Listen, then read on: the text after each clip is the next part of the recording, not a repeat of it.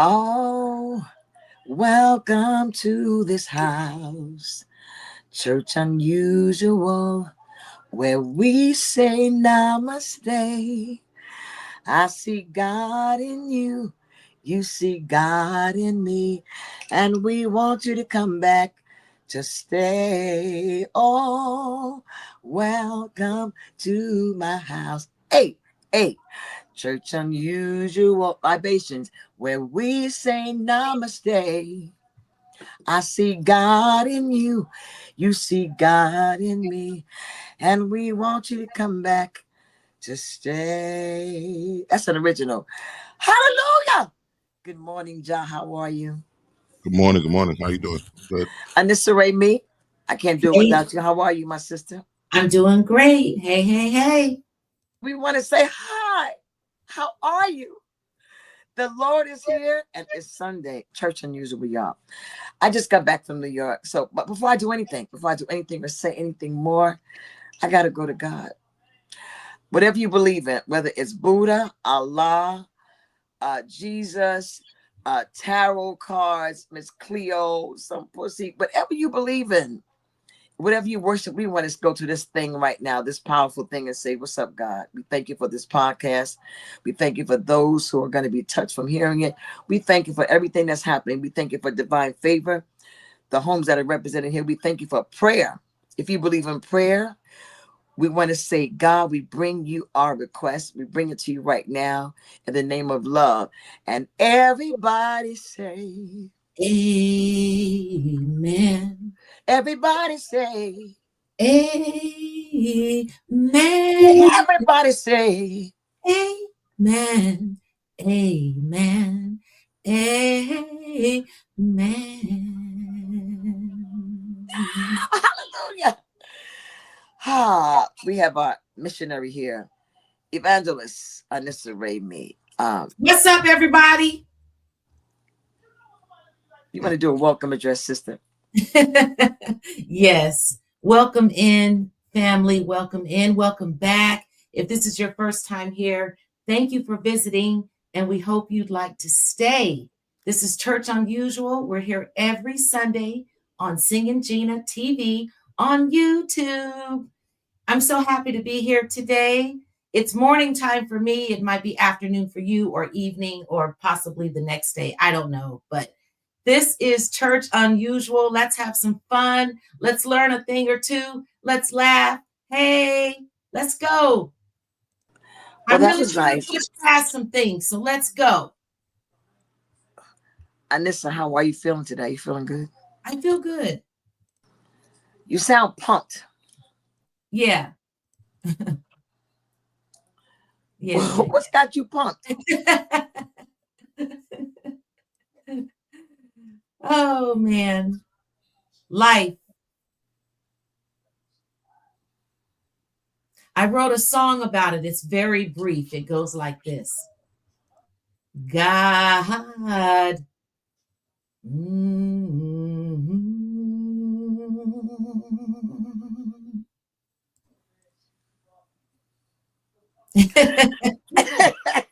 That's right. That's right. I feel like I'm picking cotton, nigga.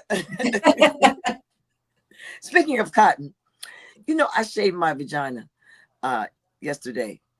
Well, I'm saying cotton because I didn't nick myself, but it started stinging a little bit. So I took some cotton with some alcohol, try to press it on my pubic hair a little bit, and it burned a little bit. And you said, God. No, Oh. I don't know why that made me feel like slavery cotton. That's where it took me. It took me right to my vagina. All roads lead to my vagina usually. I'm just saying, this church unusual. All roads, not no Queen Tifa. Thank you, Anissa, for the welcome address. Thank you for the prayer. Now we have what we call the word for today. The word of the day. We're gonna see if we can use it in a sentence at some point. Look at those lips. Look at my lips. I like her earrings too. Okay. The word of the day is Are you listening on this? Yes, I'm here and listening. INUN. You got that? INUN. DATE. DAT. Inundate. Inundate. Inundate. Thank you. Inundate. You in a date?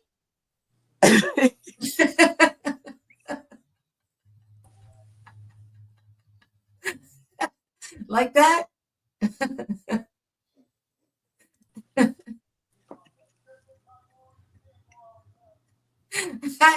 I need to know the meaning. I think I need to know the meaning. You're inundating me with these jokes. You're inundating me with this powerful, strong comedic energy. You're not a comedian, neither am I. Right, This is right. not scripted. So I'm Okay. inundated with your genius right now. Wow, you're like overwhelmed with it or filled up? Okay, okay, okay, okay. Dictionary. All right. You want to use the word in a sentence? I'll try. I'm inundated with joy and spirit. Amen. I'll take it. Okay. I'll take it. I'll take it. So we're gonna try to use the word today. We're not just church. We try to educate the niggas in the pews. Yeah, I feel educated. Yes. So we have a lot of news. NEWS, we have some news. We have nigger news. That's a segment we have. We have pimps in the pulpits. I have Angel of the Week, and we have our pick threes. However, before I do any of that, we have a young woman that's been waiting in the wings. I want to say the green room, the pink room, right? Purple room. And she's one of my favorite female comedians. I have to make a separation because there's a separation. So I'm going to switch it a little bit and do just ordinary people, just extraordinary people with just Nesh, all the way from Chicago with her beautiful, buoyant, bubbly, moist looking self. She's a Cancer too. So I'm going to do a special and shift it and have a conversation with her first and then do the Gina shit later. Just ordinary people, extraordinary people. Have a conversation with Gina. Have a conversation with Gina. Experience me. Yeah. Just ordinary people, extraordinary people. Hello there. Yeah. Hey y'all, happy Sunday. Thank you. I love y'all songs. Y'all be jamming. Oh, listen, John, did you play my little Yeah. music? Not yet, not yet. I got it. Oh, this shit is fine. Okay, so you're gonna hear something else that's original. For those who don't know, Okay. Loving it. for those who don't know, I am obsessed with comedy, which means human beings come in the form of a joke to me, which are comedians who make me laugh, who change my trajectory of my life, who keep me warm and moist and full of joy. And I happen to obsess over people at times. I get inundated with the need to make them feel appreciated. So you're one of the people that I saw you when I was stalking Corey Holcomb, because I used to want to fuck him, really. Like, I used to want to see him in a fetal position crying. I did, for real. It's no joke. You know, I'm not joking about none of this. Yeah. And then I happened to wind up listening to you on stage because of Corey Holcomb. And, you know, first I said, oh, she's a nice little sexy, vivacious, curvaceous, no Queen Latifah, beautiful woman. And some pretty women, unfortunately, don't make me laugh. I'm sorry. You were a lady, dressed appropriately. I looked at everything you had on from top to bottom. You know we do that to each other. And I saw you take the microphone. And just as calm, your cadence, your timing, you know, was excellent. Your execution, you know, I study you niggas. And then you made me laugh.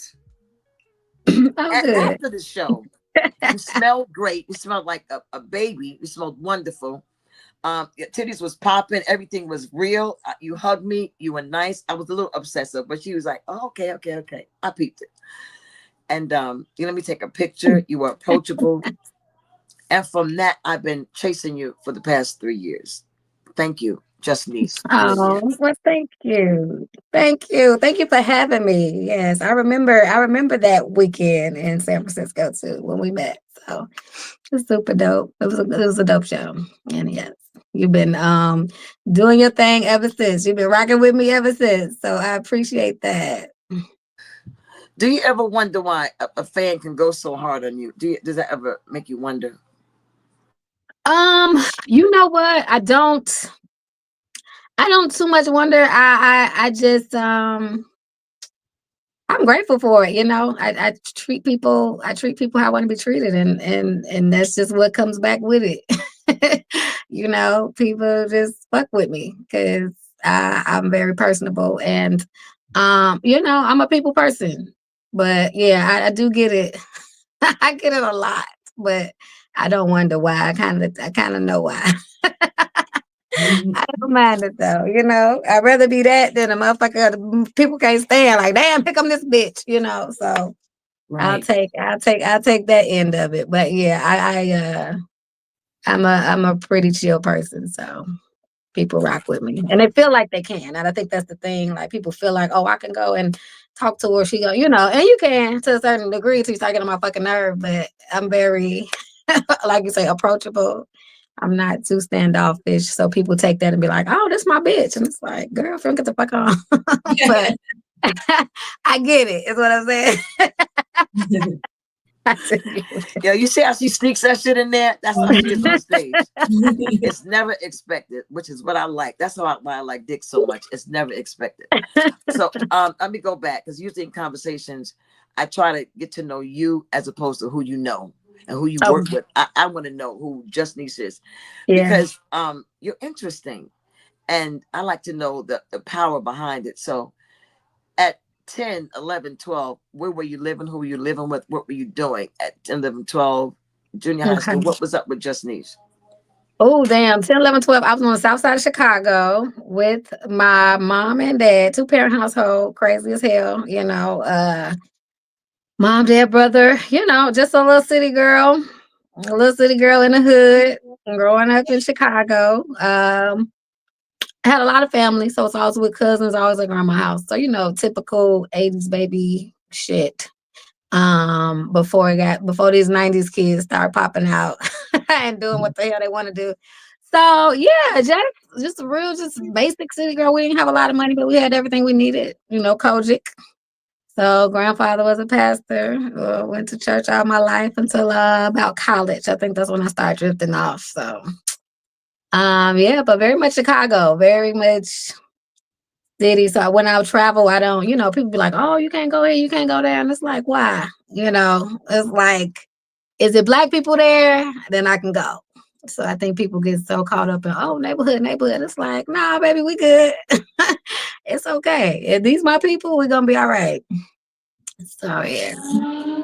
So you were raised in the church. You were sanctified, filled with the Holy Ghost, speaking in tongues as the Spirit gave utterance. Yeah, yeah, yeah. My whole mom side of the family, everybody, church, missionaries, evangelists, first ladies. Uncle was a pastor, granddaddy was a pastor. So yes, Koji, blue jean skirts, AIM conventions, women's conventions, all of that. So deep into the church. Grew up in it. Lord. I know. Oh my Lord. No wonder you're so funny. um uh I was gonna say something, and I think you would understand this when I say it. Hmm. Um Religion is the opiate of the masses. Hmm. You feel me? Hmm. Or it can be something lethal to wind up making you hate yourself. Hmm. I feel like if you don't just explore, when we talk about religion, like say it's different when you talk about religion and God. So as you grow and get into your own and you start doing, your own spiritual work, then you're able to be like, okay, well, this is so much of it. You got Buddhism, you got Catholics, Christianity, all of that. So to be open to all of that, I think makes a person a little more grounded and not so much, oh, it got to be this way. Because, Kojic is like, so it's a lot of this. And you just get caught in that versus getting caught into your relationship with God. So, yeah, it gets deep. But I think people grow and, you know better, you do better. I feel like that goes with religion too. So, So let me ask you this. Are you the kind of person, I think people know who my personality and how I talk to people. Uh, Mhm. I feel that you might be a little more discreet and guarded about certain things. Is that right? Depending on, I guess, depending on the topic, maybe so. Um, and mostly because I don't like going back and forth with people. And it's like, I'm gonna feel like, I don't give a fuck. I don't really care to do this. This how I feel. I'm gonna respect how motherfucker feel and I'm gonna keep it moving. But a lot of people like to go back and forth. So when I do get reserved, it's because I don't give a damn. I don't care to go back and forth because I'm kind of feeling the way I'm feeling. But if it's that setting and this is what people, if we're having a conversation, they're having a debate, then yeah, I can speak on it. But for the most part, I just be chilling. Like I don't be having energy for a lot of shit. I just don't. And I just let people do them, and then I'm gonna keep it moving because people is it's a lot. It's a lot to it's a lot of energy. People can drain you, and it's like I just don't have I don't have time for it. Depending on what. So you will see me like very chill. If I'm not on stage, I'm usually just chilling. I'll get my drink and I'll, just kind of sit, watch, do a little edible. But I don't gotta be the loudest bitch in the room. I'm not trying to be, oh, hey y'all, look, it's me. I'm over here. No, it's like, okay, I'm off stage. Let me just, you know, chill out. So let me ask you, at high school, what was your plans after high school? Whew, after high school, it was, I was supposed to be college, and then I wanted to do, I was going into psychology. Um, so at one point, I wanted to be a college professor. Then another point, I was just going to do counseling. And then, yeah, I was working on my internship to get my master's, and I started comedy. So I didn't never finish the internship because I had to choose. Yeah, I didn't have time to do both. What what So. what made you say I'm gonna try comedy? You know, really, shit, my friends, I would just go to comedy shows all the time because I enjoyed it, but I never really saw myself doing it. I just really enjoyed stand up. So we would go to this little open mic on Thursday nights, and my friends like, "You need to go up there. You need to go. You funnier than him." And so that's kind of how it started. It was not a plan. It was just like, "Oh, okay, well, why not?" Yeah. So So. when did you get the bug? When did you get that thing? Ooh, almost immediately. Shit, like probably after the first time. Yeah, probably after really maybe about the third time is probably when I got the bug because I probably felt like, oh, this is what I'm supposed to be doing. So, um, yeah, it was real quick.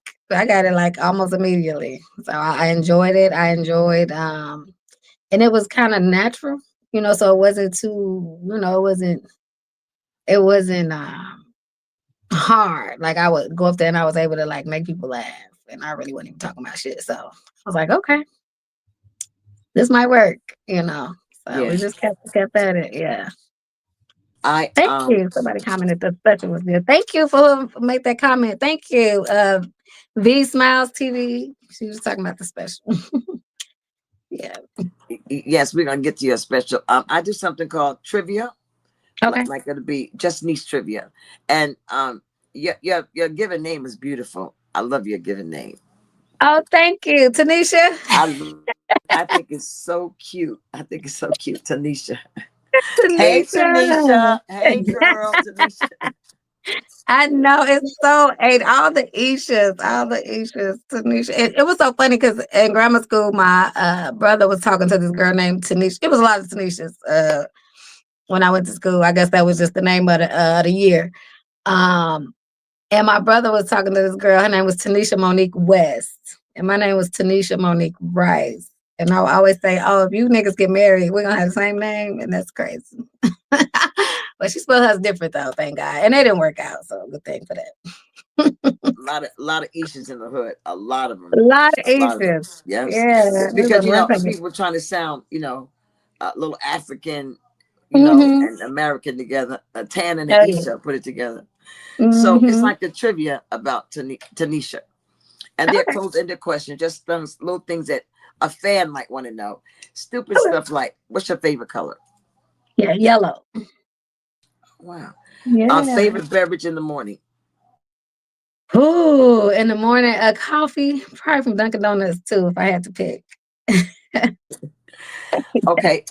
Favorite food you can eat every day? Tacos, steak tacos every day. Just had some last night. About to go get some more today. What, steak tacos? Mm-hmm. Yep. Steak Um, taco. Favorite sitcom on television? Favorite sitcom? Man, I would have to probably say Martin if we're gonna do sitcoms. But I really like Insecure if we were talking about like new shows. I really thought that was a dope shift for I don't know, women on TV, but it was something I could watch, real relatable. So And I never liked that show. I liked that girl, but yeah, I never liked her. Insecurity was so glaring. A lot of it was some shit about me. I totally identify with that bitch. Really. yeah, it was relatable. I felt like a lot of the shit that they went through, people could be like, "Oh wow, this Yeah. happened." So yeah, it was Yeah. cool. I related to it. It was a great show. I rewatched it recently too. Yeah, the rewatch was even crazy, right? Because I missed a Yeah. lot of shit the first time. So yeah, it was good, and I knew I liked it. I didn't know I liked it that much until they ran out of seasons and they weren't gonna bring it back. And I was like, "Why the fuck y'all not?" So I was like, "Oh, I really fuck with this show," because I was mad. Like, why are you gonna end it? I thought they could have maybe did some more with it, but Okay. Thank you. That's a nice plug for Insecure. Please do another series. What's your name? yeah, Issa, you Issa sound yeah, like a Rae. bird. Issa, do another series, Issa. Okay. yeah. Come Favorite on. article of clothes on him. Wait, are you in a relationship? Yes, Yeah, you got a tall, fine nigga. Is that your man? yes, The one you that's take my man. in your videos. Oh yeah. I was gonna say, yeah, I wasn't with him when we met, but yeah, we've been together for almost 2.5 years now. So yeah, that's him. If you see him on my page, that's him. Oh, you look so You happy. do know I follow you, so I see all the videos, everything all the stuff you make him do. I know I you have to make him do post that them. shit. I have to post them every now and then to keep these niggas out my inbox because it's like, beat it. And even though they Yeah. don't care, a lot of them don't care, but people be like, "Oh, do you have a man?" So I post him periodically so niggas could be like, "Okay, she do have a man. Let me leave this girl alone." But they don't. People it's crazy. But yeah, so I do have to let niggas know, like, okay. So you'll see him pop up on timeline. Because I pictured y'all in my head having sex. So I really did. Because I know you make him do all those videos and shit. You make him act crazy, and I see him going, "All right, girl, all right, all right." Yes. I try not to get on. Warning. The opinions expressed in this program are those of the presenter in their current state of mind, which they have the right to change at any given moment. The iRant Network and the members of the Ranters Union are not responsible for any claims made. I just pictured him picking her up. I pictured him picking up and fucking her because he looks very strong. Okay, yes, he's pretty strong. So. uh, yeah, crazy on Sunday. It's Sunday, Gina. It's Sunday. Usual.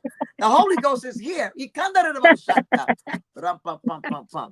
This is talking dirty after dark conversation on a Friday night. Okay. Uh, So how does it feel to be in love? What's it feel?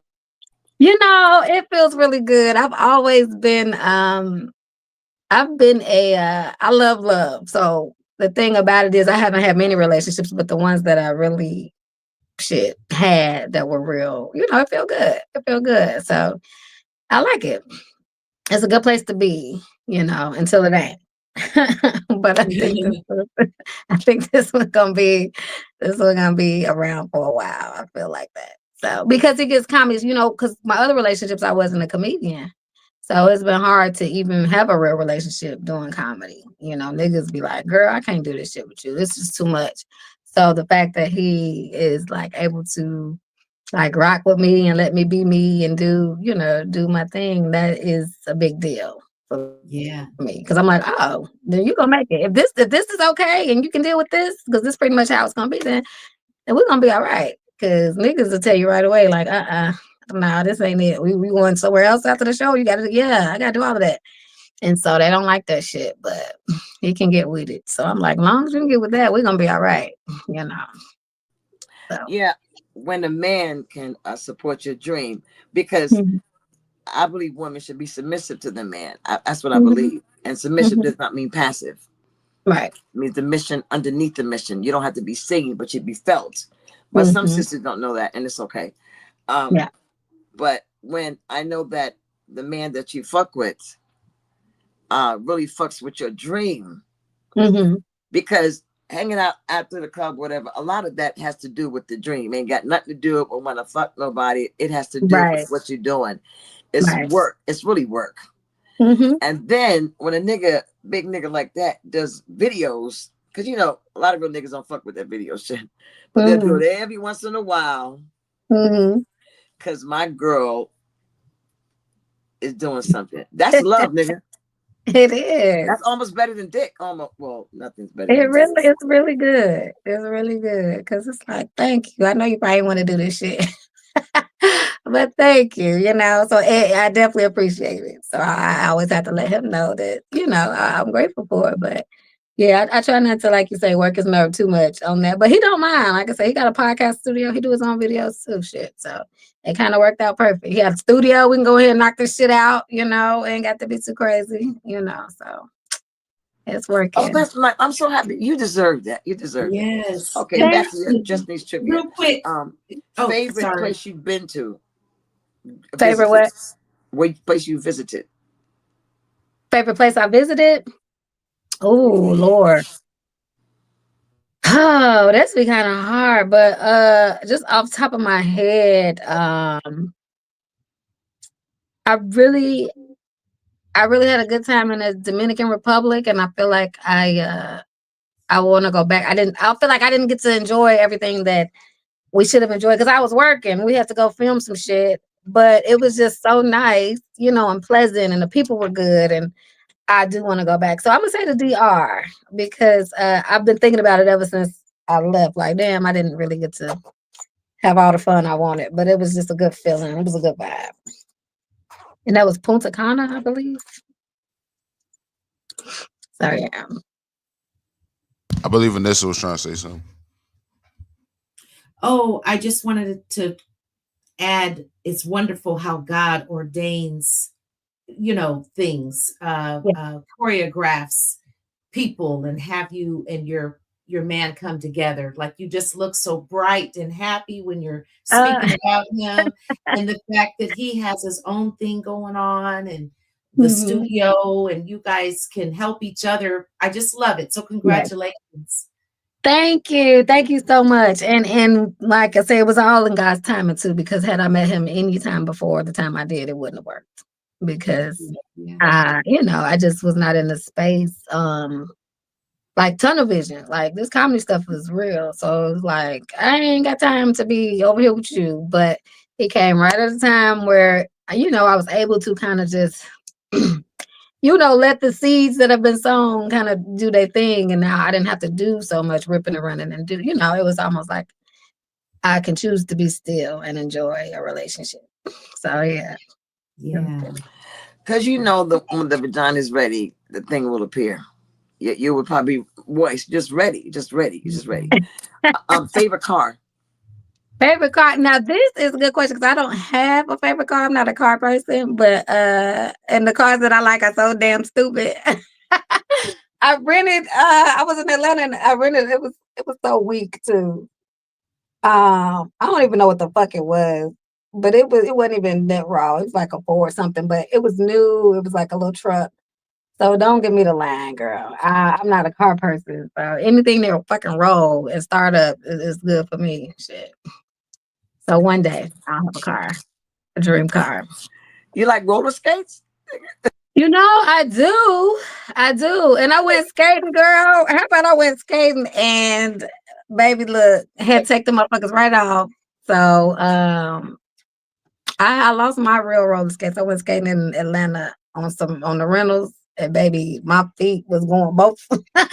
Each skate was going this way. So I got the fuck off them skates. But yeah, I do. Okay, a place that you have to go you've never been yet. Listen, I have to go and I never been yet. I would like to go to Paris only because I took French for 5 years of my life. And I feel like we supposed to go because what the fuck we take French for? Yeah. But yeah, I would like to go to Paris and see what they do. They say it stank, so I don't know. That kind of a couple years ago they said stank and something else was going on in Paris, like bed bugs or something. And I was like, damn, y'all fucking up the dream. But hopefully they got that shit together by the time I get there. It sounds so like, ooh, but it's dirty. Okay. One thing you don't like about yourself. One thing I don't like about myself is I think I overthink probably too much and try to make sure everything is like, oh, everything got to be this way instead of just doing. Like my first thought, I feel like I need to start trusting my first thought because I'll overthink my way out of some shit, and it's like, girl, you could have been did that. So yeah, and I procrastinate. You're in the 40s, right? Okay.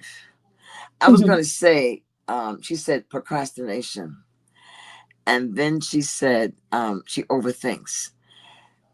Because she wants things to be, she has a plan. And the one thing that helped me in the past 64 years is I'm responsible for the effort and not the outcome. If I just do my part, if I just Okay. do my part Yeah, and leave the results in the hands of God, I like that. I'm telling you, I that's like the that. work. That's the message for today. Yeah. I'm responsible for the effort, not the outcome. And the other thing with procrastination, I had to do with love and correction in the same voice. But procrastination really, really on a spiritual level means I do it when I get fucking ready. It's a very stubbornness. It is spiritually. Okay. It's like, I can wait till the last minute. Fuck you. I'll do it when I get ready. Yeah. I'm just saying. Yeah. I just think. And that's really the thing. Like I don't feel like right now I'll do it and I get ready. But also I read something that said procrastination. And I know I'm fucking this up, but pretty much like it's almost like an arrogance, like, oh, you think you got time to wait. Like you think you finna be here. Like the nerve of you better do that shit. So that's why I was like, I'm just gonna I just have to start doing, just do it. And so it's getting better though. It's getting better, but I do. Yeah. But once you become aware of it and you Mhm. accept it, you take action at triple A's. Once I become, oh, damn, like the so-called Oprah Winfrey aha moment. Oh Mhm. shit, that is. Then I have to go. Okay, now I got to accept that I'm that kind of motherfucker. Then once I accept it, I get okay, calm myself down, and then I'll take action to change. Your life was. Mhm. I didn't like myself till I was about 50, girl. I'm telling you, I didn't Yeah. wear certain color clothes till I was 50 because I thought my butt was too big. People know the Oh wow. story. I didn't wear white pants until I was in my 50s Damn, I because I still don't hated wear my white body. pants. Hated my Yeah. body. I hate white on my body. So yeah. But I feel like that's reasonable. So who the fuck wanna wear white pants? So yeah. No white. I still don't wear white pants, so shit. And I don't think they got nothing, I just like I say my butt big too. White just don't do it for me. White just don't do it for me. So I hate an all white party. I'd be like, here we go with this shit. But yeah, but I think it's the butt. Like, I don't need nothing extra back there. White don't do it for me. So I 50, 60, 70, I probably still ain't gonna, you ain't probably gonna, what, I wore white pants, but if I ain't never got to wear, I ain't never got to wear white pants, I won't. So I'm with you when you're right. Okay. Uh, yeah. I didn't know you could do a set on white pants. Girl, they need to stop making them. Shit, because what the fuck is making them in the first place? Like, stop. Please. But some people look real good in their white. Like Lisa Ray. I think that's all she wears white. So Lisa Ray, she about the only one that advocate.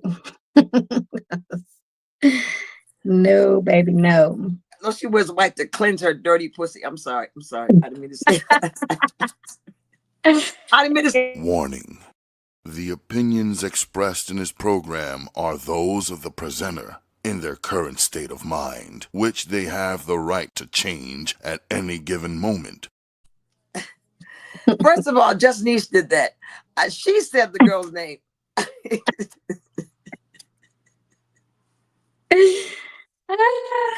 My stomach hurts. My stomach hurts. So can you imagine her with like 40 minutes on the stage? Speaking of that, you're special. The special is Let me out. talk about why you did that whole thing and what the birth of that. Talk about that. Man, I'm so relieved that it's finally out. I don't even know. Like, so the whole concept of it, because it's called Self-Serve, Selfie Comedy Jam, because the running joke was I'm filming it myself. So I would, because ain't nobody hit me up like, hey, Nesh, let me do your special. So I'm like, fuck it. I'm just going to do it myself. But I actually would pull out my cell phone on stage at the end of the shows. And I would just flip the camera and just do my set and be like, okay, y'all, that's the special. And people just like really was like, I like it. I'm fucking with it. But it was for my social media content. So the reason I started flipping my phone around on stage was not to like have an idea for my special, but to just have content for social media. Because I'm not doing no sketches. I don't want to do no skit. I want to do no sketch, but I'll tell some jokes. And I'll tell them like this. That way people scroll and they'll be like, oh, what the fuck is this girl doing in this camera? And I just wanted it to be for content. I was going to put it on YouTube and Instagram, just to get followers up. And once I started doing it, oh, look at y'all. Once I started doing it, people were like, oh, this is so cool. This is such a dope idea. And then my buddy, the videographer, my friend Eugene, he's like, we're gonna film your special like that. We're gonna keep it, we're gonna keep that in the shot. And I was like, well, let's do it. And it turned out so dope. And I'm so excited about it because, it's different. And I think it's special. Like these comedy specials people putting out, they suck. Like comedy specials I think that are supposed to be special. They're supposed to be like memorable. They're supposed to be like, something people want to watch over and over. This shit that been coming out, people just like, I don't know, money grabs to me. And then you're not seeing nothing. Keith Robinson, shout out to him. I love his special. He had a dope special. I was able to watch that one. Ali, I was able to watch his a few times, but I have not been impressed with nobody's comedy specials lately. So I'm glad that I was able to do it different and do it the way I wanted to do it. So I'm glad nobody hit me up. I'm glad Comedy Dynamics or Netflix or Amazon, nobody hit me up because then I would have had to do it the way they wanted me to do it. And then the shirt probably would have been not trash, but it wouldn't have been this. So yeah, it worked out. So it finally dropped, y'all. It's on Amazon Prime right now. So y'all can go stream it now. It's also on Fawsome.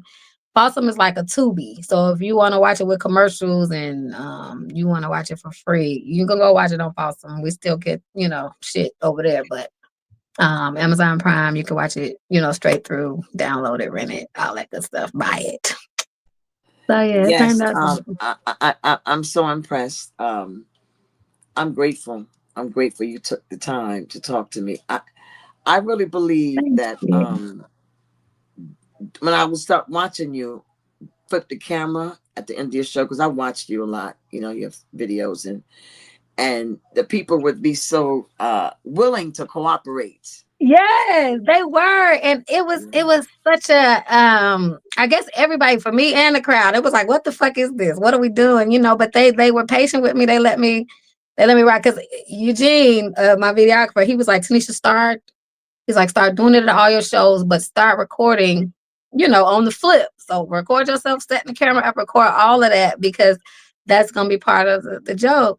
And when I kind of broke down what we was gonna do, the people were just like, "Okay, shit, we here now." They trying to get in the shot at that point. Like, we're gonna be on the. So thank you, Quan. Okay.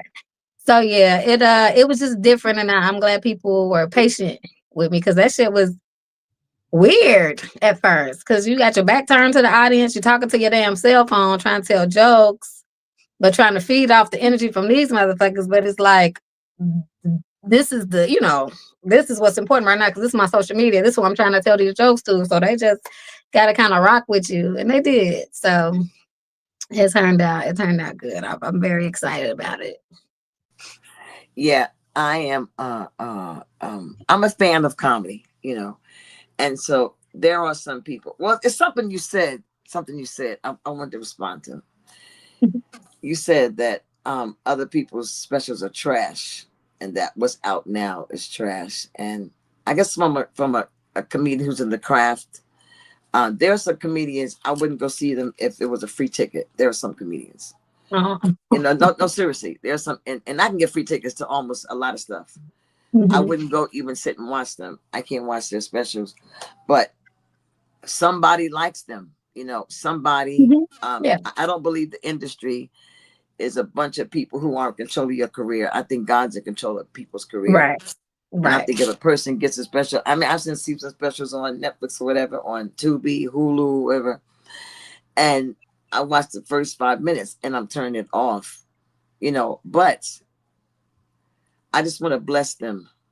Mhm. Because to if it's, even though it's trash to me, some people put their heart and soul in those projects. Mhm. So I just want to speak blessings to those whose specials might be trash. I just want to Yeah. say thank God for Yeah. yours. I was gonna do I was And, gonna do a and when I viewing say of it. trash, I want to clear that up too. Okay. Say that one more time. No, for yours. Oh, yeah. I just was replying to the trash comment. The trash comment was actually for people who know I know do better comedy than that. So y'all just were being lazy and y'all were doing money grabs. So, and this is not to say that anybody but the particular specials, when I say that, it's like, oh, you know better and you can do better, and you really just doing it because you can, and you can get this money. You haven't thought of these hack attacks. Yeah, I've been doing comedy for 25 years. Why are you doing jokes from 95? So when I say trash, I mean lazy. Like, you're not trying to like write new fucking jokes. And that to me is trash, because you've been doing comedy for way too long to be hacking it up. So I just want to clear that up. But yes, back to mine. What was the question? Yes, yeah, I'm seeing y'all. I know what Well, y'all can do. So at this point, y'all just putting the shit out and not caring about the craft. And I don't like that. So I'm speaking of veteran. I'm speaking of veteran specials. I'm sorry. Um, and they didn't put shit into them jokes. No heart, no soul, no nothing. They just got up there on that stage and was like, "Yeah, let's say this shit that everybody said for 20 years." So okay, but well, I yeah, know I know you're talking about veterans. I know that. I'm clear about okay, that. No, no, no, yeah, no. they've been lazy. They've been Well, lazy. now, I'm sorry. since we having a conversation, okay? Mhm. You have time for the conversation? Mhm. Okay, let's go. Yeah. What if that's the best they can do at that point in time? I'm talking about. If that's the I'm talking about on a spiritual level. What that's the best that they can give. if that's the best that you can give at this point in time, then maybe wait and do your special when you can give a little bit more, since you already have a few out. So it's not like this. I got to get a special out. You know, it's not like you never had a special out. So just wait until you can put out a good one. And what's wrong with that? I'm just Mhm. listening. I'm having a conversation with you. I'm Oh not yeah, yeah. debating So nothing. that's my thing. So when I think comedy special, and I think of all the comedians who never had one and who would really, put that into a special versus a vet who has four, five, six and just popping them out at this point to just pop them out. Why not? If you can't deliver and give a good one, that's the opportunity to somebody who is like hungry for it and somebody who is going to put all of that. So it'll be a great special versus that's all I had, y'all. Take it. I know y'all gonna take it because I am who I am. And that's all. So yeah, that's kind of what I think about. Because there's so many comedians out here who are just amazing and they're not getting those breaks. And it's like, you see them, you know them, they here. And I just think it's, yeah, it's that energy can be put into somebody who really is going to deliver versus, okay, well, I got another one. Here y'all go. Knock, knock. There goes my special. You're like, what? Okay. So, who do you think is in charge of somebody's career being blessed and fruitful and productive? You think that they're gatekeepers? You really believe that people can block somebody from being I think God successful? is ultimately in charge. But yeah, so I think that everybody's career is where it's supposed to be and doing what it's supposed to do. If they are putting in the work too, like basically our work is dead. So you can be the funniest motherfucker in the planet, but if you're not putting no work behind it, then you're not trusting God, and you probably gonna be right where you at. But also I do feel that people, I feel like there's a lot of opportunity out here that can be distributed throughout the generations of comedy. So, especially in the stand-up world, because social media is kind of doing its own thing, but you have this whole stand-up arena of comedians who are amazing that people just don't see because they don't have a million followers. They don't have. So if you're not in the comedy community, you ain't never heard of these people, and they just, they're funny, and they out here, and people still enjoy good stand-up. And I feel like people deserve to still see good stand-up. So. And if you Yeah. have an opportunity to help somebody, get pushed out a little bit more, then I think as comedians we should do that. I think it's almost our job as a stand-up comic. So whenever I'm at a place where I can showcase good stand-up comedy, I would do that. Yeah, that's one of my life's missions. I'm a missionary for real. And my goal is to, when I was smoking crack, if I got some good crack, Hmm. I would want everybody to try it.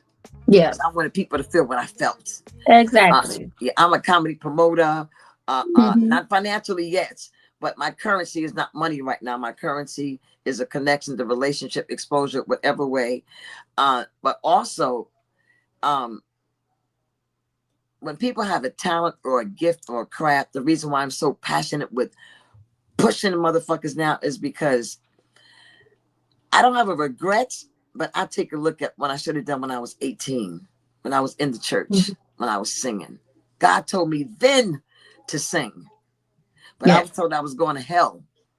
I was told if I wore pants, I was going to hell. That if I sang Stevie Wonder, I was going to hell. So Hmm. I said, I'm gonna stay safe and get a husband and get a job working for the city as a social worker or a counselor to help save niggas, and God will be pleased. And I didn't do what God told me to do. So I've been trying to tell people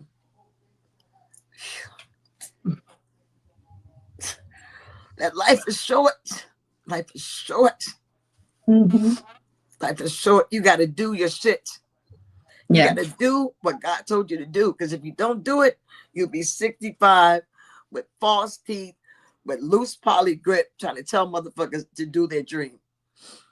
And I'm not saying, it's, God doesn't do miracles, but Yeah. I'm saying that had I listened to that voice you said that you're starting to listen to now, had I Hmm. listened, I would have went to the audition to sing "You Are the Sunshine of My Life" that I didn't think I was going to go to hell for. My grandmother told me. You know, Yeah. I would have just did it, but I was too afraid. I was inundated with fear. There you Mhm. go. There it is. There's the word of the week. Yes. Yes. Mm-hmm. Word of the day.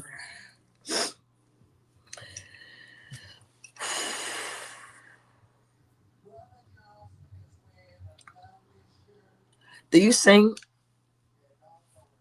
Not good, but I sing all the time. But I Here. don't sound, I used to sing in the choir, so I can hold a note, but I'm no singer, no, but I'll be singing. Okay, speaking of music, we're gonna finish with your trivia. Um, a person who's no longer here, a female singer that you would buy tickets to go see. She's transitioned. Oh, Whitney Houston for sure. Yeah. Male. Oh man. Whoo, Michael Jackson. I think that would have just been just crazy to witness, I want to pass out. Like I want to pass out too. Like I want to be in that energy because it's crazy. And I would go see Luther too. Luther gone, right? Okay. Yeah. Okay. Yeah. Because I see him like I don't know, he all over my feed for some reason. And then I'm like, Luther's not here no more.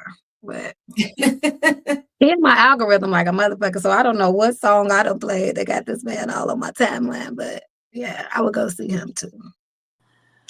The fact that you question his death is glaring for me. Yes. Because when did he die, Gina? How long ago was that? It's Excuse been, me. it's been what, 10 years? Maybe I know. 20, I ain't get no Luther meter. maybe 30 years. He's been gone a long time.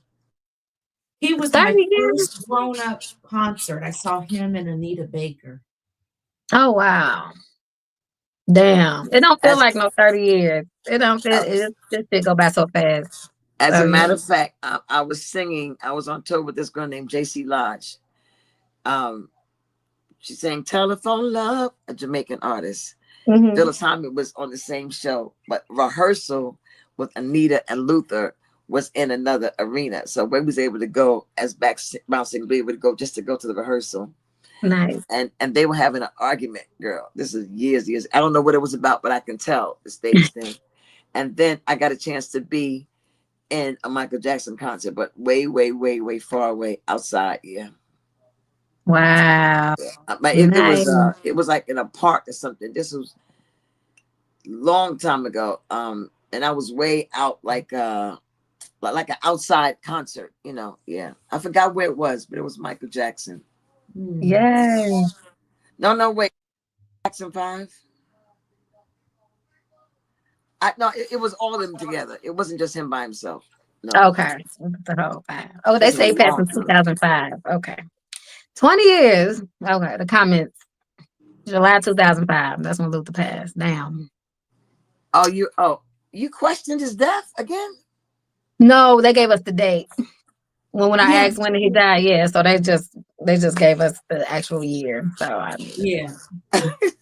yeah. No, and I looked it up too. Yeah. Yeah, it's been 20 years. 20 years. We should go back quick. Shit. It felt like 4 Yes. years ago. Time is flying. Outlook. It's what, 2025? Yeah. So it's 20 years. Damn, Luther. You thought it was 4 years ago? It feels like it, y'all. This shit is like fly, like you just go to sleep and wake up. It's 20 years done passed. I'm So telling you. it I've don't been feel telling like he been people. dead for no 20 years. That sound like a lot. Okay. So yeah. I guess that's good, right? Love both Luthers, right? Big Luther and little Luther. Yeah, Yeah. man. So I can just sit and watch you. You are so funny. And she's beautiful. thank I'm you. not talking about the look, no Queen Latifah. I'm talking about if you just sit and watch her, the longer she goes, the funnier she gets. Well, I'm serious. If I just sit like this and just don't say nothing, watch. I just keep talking. And that's the thing. I'm like, I have to shut myself up so that people can do they interview because I'll just ramble. So So now I'm gonna let you do your thing because I'll be on here. It'll be 3 o'clock. And I'll be like, okay, I had shit to do today. I'm all free. So I was supposed to go to this brunch. What time? I don't think I'm gonna make that. I'm tired today. It was gonna be I don't even know what type of damn brunch it was, but I was invited to it. And I'm like, yeah, I'm gonna go. But that shit is up north. I stayed south. That's like 50-minute drive. I'm gonna go upstairs and sit down. So I'm here with y'all. Unusual church. It's offering. We do tithes on here. Do y'all take a tithe offering? I got the pour back.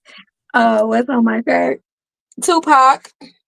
Oh, I love Tupac. Oh yeah, Tupac. Yeah. Yes, rest in peace. Oh, that's who I should go see. I take my answer back. I don't want to see Luther. I want to see Tupac.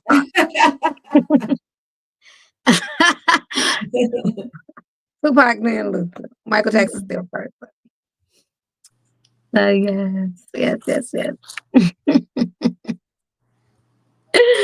I'm gonna shut up, Gina. I'm gonna let you ask your next question. I'm gonna zip it. All I gotta do is go.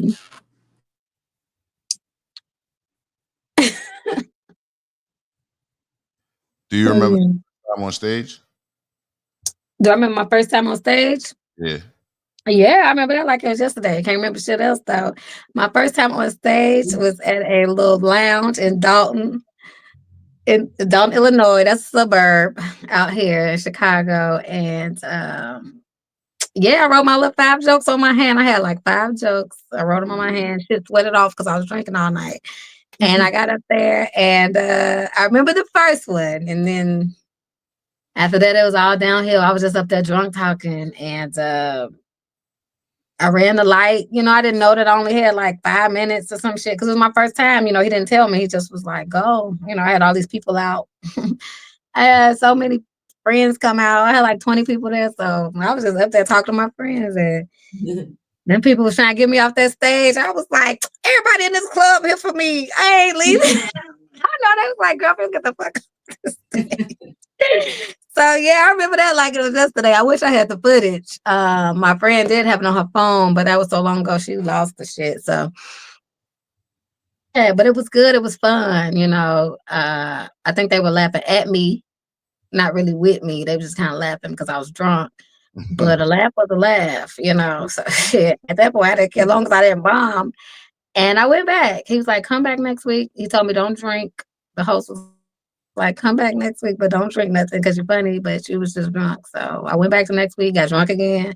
Did it. So it was a lot of that at first, just kind of get through the nerves. But then I guess once I got comfortable with just being on stage, then I did scale back on the drinking because I wanted to be able to do this without being drunk. But yeah, I used to drink a lot to just calm my nerves. So at one point I was just like, nope, don't drink, just go up there and do your jokes, And that was like 5 years in. So I was drunk than a motherfucker.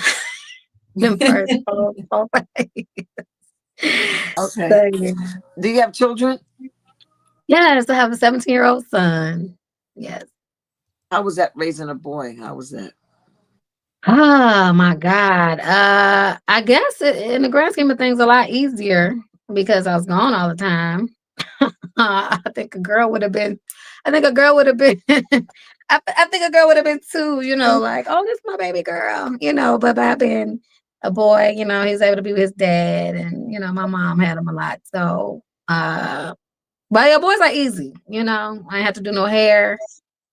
Because that would have been terrible. My baby would have been just a little nappy head. Girl, put this ponytail because I was just in and out, and just always rushing. I just felt like everything was a rush. I had to pack him up, get him to my grandma. I ain't had time to do no hair, so thank God. And yeah, he was simple. Boys were simple. It's better now that he's older, because he can I take him with me. He's my photographer now. Yeah, my son will be 35 this year. I only have one child, a son. And thank God I had some men around me to help me because I was very busy. I had 2 jobs and I was in a 12-step fellowship, and I was fucking niggas, and I was doing all kind of shit. And this is after I got clean, when I got him back when he was 2. Okay. And so I went in out with parenting. He was Mhm. inundated with my parenting bombing. I started love bombing him like a motherfucker. Yeah. Piano, karate, everything. Yeah. And he's a blood, as a whole back. However, he's a college graduate. He went to the Navy. He's an amazing human being. He's a Leo. He's a father. Nice. And just a wonderful son. Just dope, Yes. gorgeous. And I don't know who his father is because of my drug addiction. So Okay. God helped me shape and develop him. And I know that with the help of some other people, because it does take a village, like you were talking about, to raise a boy. Yeah. So have you dealt with him with girlfriends or anything yet? Girl. Yes. And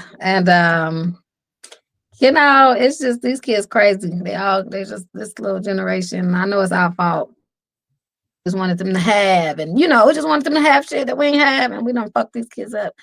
So yeah, he's had a girlfriend, and that went south, thank God, because she just wasn't a good influence on him. She just was a brat. And then she had him thinking he could be a brat. And I'm like, no, we don't do that over here. So it was just a lot of that. Her like just rubbing off. I don't know what they love. Conversations would be like, but it would just be funky at the. And so they broke up, thank God. Good. And he's talking to this new girl now who's really sweet. She's night and day from the first girl. But I'm like, I guess this is what we're gonna have to just deal with. Just a whole little Yeah. girlfriend, girl. Once they get done with one, they just move right on to the next one. Because I feel like as soon as he broke up with the crazy one, he met this one. But she's sweet, at least. She go to church. She comes to go to the church and shit with him. So. But this is a lot because I'm like, y'all kids, y'all. Yeah. I don't think when I was 17, I don't think I was trying to go to my boyfriend church with his mama. I don't know. Well, I had my own church to go to, so maybe that's why. But we just didn't do that much. We would see each other at school, and that would be the fuck it. It wasn't Yeah. all the extracurricular, like weekend nights and weekends and shit, and church and shit. I see us at school one day, and that was kind of how we had boyfriends. I wasn't bringing them home to meet my mama at. I think maybe my senior year, my mom met my boyfriend, but it wasn't all this. He was a sophomore when he was dealing with that crazy girl. I was like, so yeah, it's different. It's Yeah. definitely different. I have one son. Anissa has 4 sons. Ja has 1 son. And um, sometimes I wish my son was 3 or 4 again. Oh wow. I swear to God. Because I have more control over his life. Yeah, yeah, yeah. Shoot. Yeah. They just growing up. He about to be a senior, and like I say, he's driving and shit now, so that's good. I just make him drive me around everywhere. So, and it's like I said, it's better now because so when he was little, I just had to just drop him off and keep it moving. But now that he's older, hey, he just drove to Cincinnati with me, took my pictures, so we can kind of be around a little more because I was just gone. I feel like I was gone so much. That boy was probably like, girl, from get the fuck, so now, we can kind of hang out and spend time because I'm still working, but he can be with me now. So I like it. Yeah.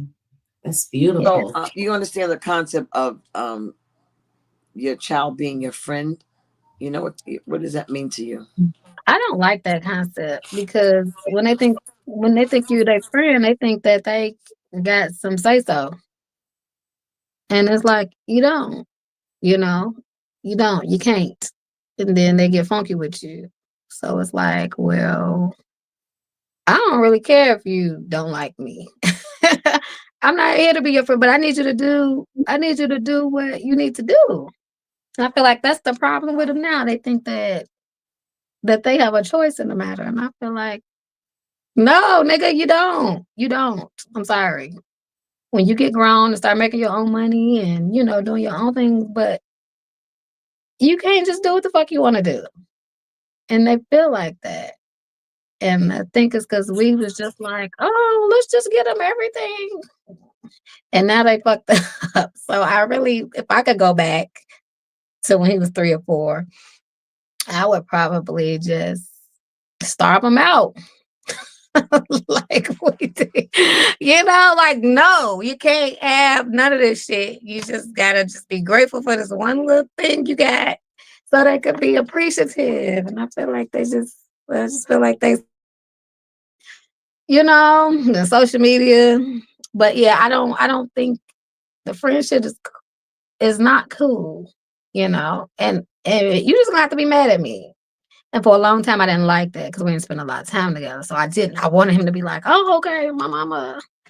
But now I'm like, "No, we just gonna have to fight because you know you're not grown and you can't do everything you want to do. You just gonna have to be mad. You have to be a kid. No, it's Are like they you, don't know what no means, huh? do you want more children?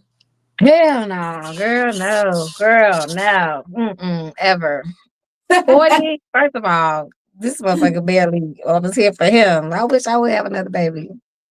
So no more kids. We're done. Oh, he almost grown too. I think I can really like yeah, I'm almost out the water because once he get to college, I can go ahead and do what I want to do because I want to move. I want like stay downtown somewhere. I want to do. It's certain things I want to do. You know that I in my life that just for like a year I would have just want to stay downtown in the little 1 bedroom, little condo or something. So yeah, baby will fuck that all up. I pictured you being pregnant by this man. I want you to have a baby by him. You're so Girl, young. Yo, look, I have a baby by him. I'm dropping the baby right off at your doorstep, and I'm like, here go your baby that you wanted. okay. Okay. Cause yeah, I ain't got the time. Girl, I wish I would chase the baby around. Oh yeah, but if it do happen, I'm gonna be like, Gina, Listen, Gina. I'll take little niche. It's gonna be a girl anyway. Oh, it's gonna be a girl. Oh Lord. Yes. I'm gonna get her all ready and packed up and just drop off like a little what's them little birds. Drop the baby.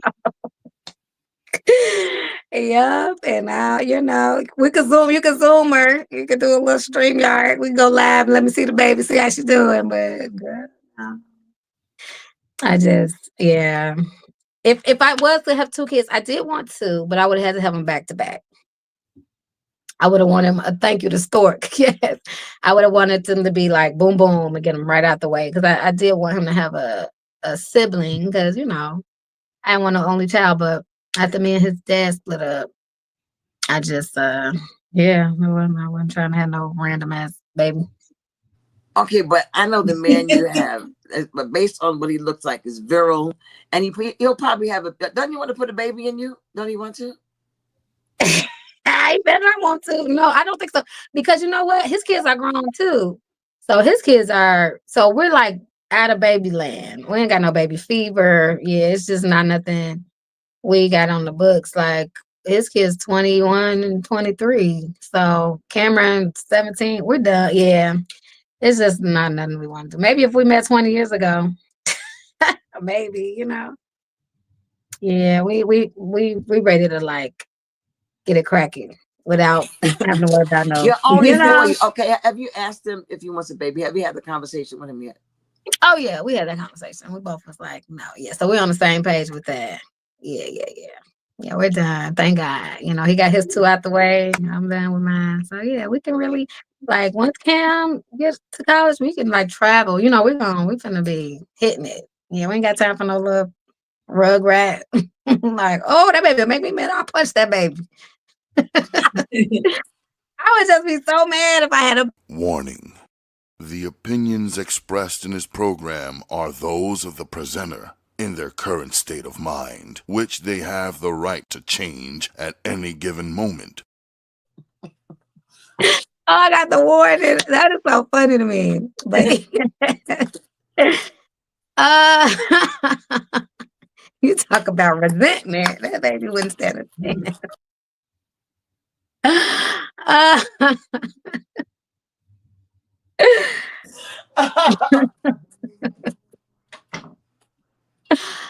oh my goodness. Y'all are too funny. I love y'all warning. That's so perfect and needed, you know. We need Yeah, that. God is always on time with that. oh, oh, Yeah. oh, Lord. It's a wild So world. You that's really have just to watch funny. what you say. So thank you for that. I've never had the warning 3 times in one sentence. So we're gonna close with you right now, and thank you so much. Thank Uh you. I don't know if you want to stay, you can. When I do some of the news, you can if you like to stay. Okay. If you want to take a break and come back and see what it looks like, you can just, Okay. it's up to you. All I'm do is what I'm gonna do now is react to some news. That's all. Okay. That's all. It's just regular. So you can stay if you want to. Can't you stay here, John? Of course. Oh yeah. Let's go. Okay. Uh, Yeah. um, Anissa's here. Anissa, hi, baby. Hi, sweetie. I just wanted to say while I have a chance, congratulations on your special. And I Thank love that you ended up doing it the way you wanted to do it. And in thank you God's so much. timing, again, the right people for what we Yeah. want. Like everything worked out, you know. So I'm very grateful because I was getting impatient. You know, I was like, and it's like, girl, no, it happened the way it was supposed to happen. So Yeah. thank you. Okay, so John, so let's do NEWS, nigga news, pimps in the pulpit, angel of the week, and that shit is crazy. You ready? Thank you, Anissa. I'm gonna see Anissa later on when we're gonna do the announcement. Okay. Hey, hey, hey. Just Nisha's gonna stay with me. We're gonna do a little conversation with NEWS, North, East, West, and South. What's up in the streets? Just stuff that I heard about. I just want to tell you what I think about it. Not that what I think is important, but Ja gonna take me on the road for a second. Hi, Ja. All right. Sorry, it's people calling me and all that. But That's okay, baby. That's okay.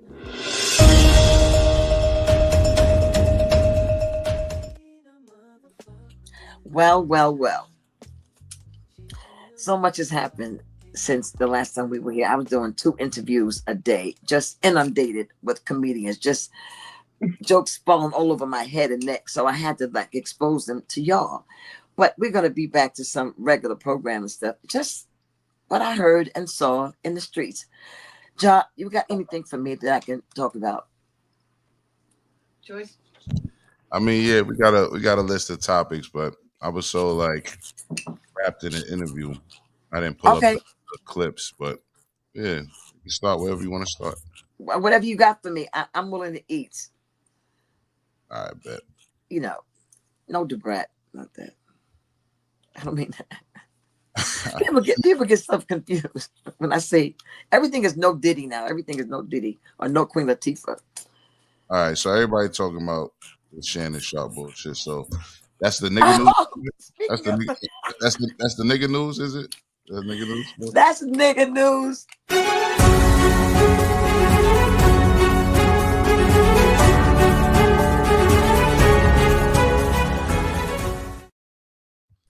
All right. Okay, it's just up here so we can talk about it together. Where's she at? She's still here. She leave. She said, Oh yeah, I'm here, girl. Okay, so now, ladies and gentlemen, we heard about this tights. Calm down, just calm down. We heard about this tights pants wearing nigga who's who I'm a little jealous of because he got more views than me right now. However, I don't want what comes with that smoke. So supposedly, what they saying, John? What did the news say? That some bitch is suing him, some white bitch, because he did what did it say, John? They said some crazy shit. that's about the sum of it, but it came with a phone call. So Okay. I think the phone call pretty much is what most people are using to influence their public opinion about it. So let's go ahead and just listen to the phone call, the alleged phone call via TMZ. Let's see what's going on. And shout out to No Hold Back. She said she's suing for 50 million. Let's see what's going on here. All right. Get mad at and you're just gonna hang up on me. So I feel like I'm not gonna hang up on you. Here's what it is. What does that even mean? Nothing, Gabby. You want to be a dick to me now, so. I don't want to be. Don't manipulate me. Oh, Lord have mercy. If you say that one more time, I'm gonna choke out of you when I see you.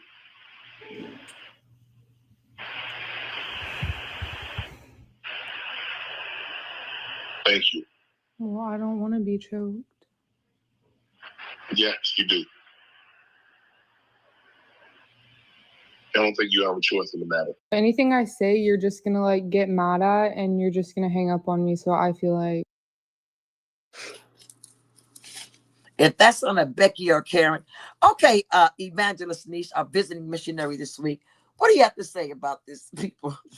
Girl, I am just so disappointed. I am so disappointed that first of all, if you're gonna get sued, if you're gonna mess with her like a little white girl, at least let her be like a baddie. I just feel like this was just unnecessary. I don't know if y'all seen her, but not a looker. And then I know they like sex, slave sex. Like he was into like that fetish where she could like, oh, you know, call them all type of niggas and I want your black baby. So it was like that type of shit. And I'm like, Shannon, you really could have got really $50 million a better way than this. You could have gave that shit to me.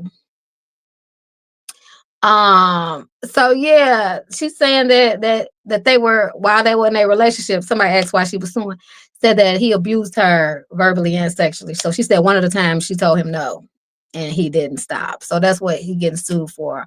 Yes, they had a consensual sex relationship, but it was one time she was like, no, and he went on anyway. But they was into S&M. So I'm like, he's just a freaky ass frog, and I just wish that 50 million would at least went to a black lady. I don't know. I'm just so mad that the plain Jane white girl is still for the money. To give that money to a sister. I mean, if you're gonna be stupid, just make it worth it. I don't know. I just don't think it was worth the stupidity. She was 19, I think, when they started fucking around, and that's crazy.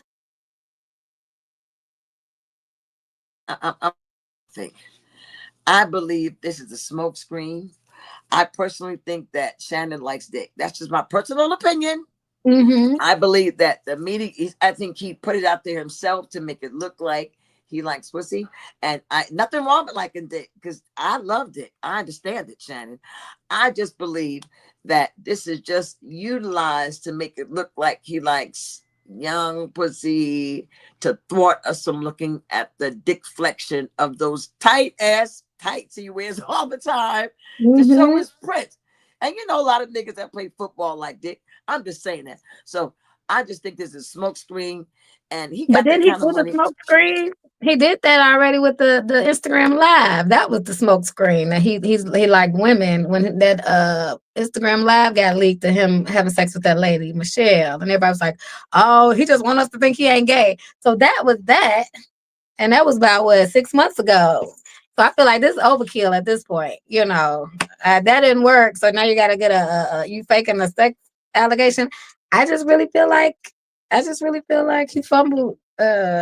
He fumbled. But this just wasn't. It was just stupid from the jump, and I think he got a lot hooked in.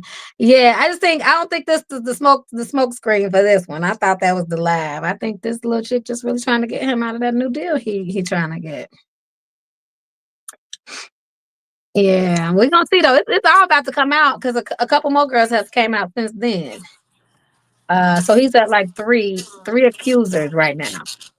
So Well, I'm gonna hate to say this, but that's the new. I'm gonna sound very sick when I say it. That might be the new clout to have a white bitch suing you. oh my gosh. No, listen, my Okay. mind is unfortunately is sick. However, some sick shit is true. It's Yeah, it clout is. if he fucks with white bitches and gets sued, or it's a master plan. You know, I don't But know. then your career after that is always got like a little stain on it. So I'm like, so even if he do beat all the allegations, now I'm like out here like, oh, you raping young white bitches. So I just don't think that. You know, I just feel so bad for people stupid as fuck. Get you some black pussy, I feel like, and you ain't really got to worry about. Well, the quest for white pussy is of course not Kunta Kinte, but Toby-ish. If you watch Roots, you know the whole quest for the white pussy is a whole different Yeah. animal. Which, you know, if it's the rabbit hole, then we'd be here for 2 hours talking about that shit. Because the quest Mhm. for Karen and Becky Coochie is sickening. Because I know it comes from slavery, but let's move on. Can we move on? Yeah. Thank you for that, Evangelist. What other kind of news we got? We got some pimps on the pulpit. What other kind of news we got this morning? So we got all types of shit. Because talking to Just was worth the time. All right, so you sent me something about a pastor and some sort of relationship. So Oh, this is pimps in the pulpit section. Come on, Holy Ghost, speak, thy servant heareth. He come well, to the most chapter. make sure you introduce it. You know what I mean? And then I'll throw it up on the screen.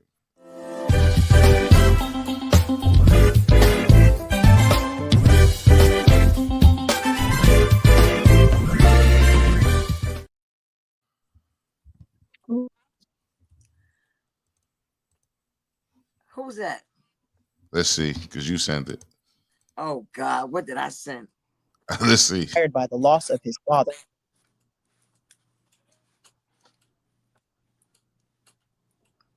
What's that say? Oh,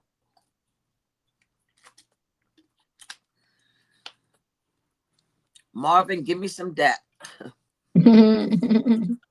Loss, not just for Marvin and his kids, but also for their followers, because Melinda was a very important part of Marvin's ministry. Marvin struggled to fit into his new role as a single father to the kids he shared with Melinda. He poured his pain into his ministry and music career, which paid off in recognition and money.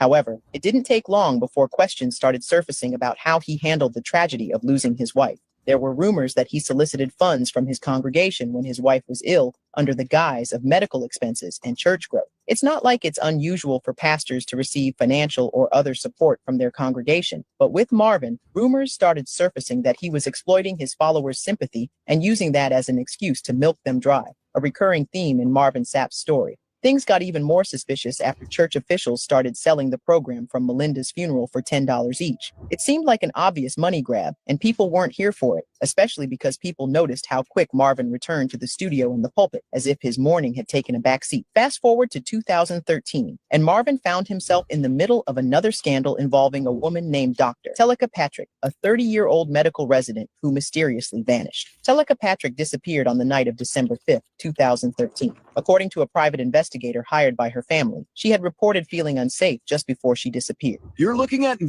inspired by the loss of his father, Reverend Henry Louis Sapp. The song went on to top charts and earned him widespread. So they're talking about never would have made it. They're talking about that song, you know.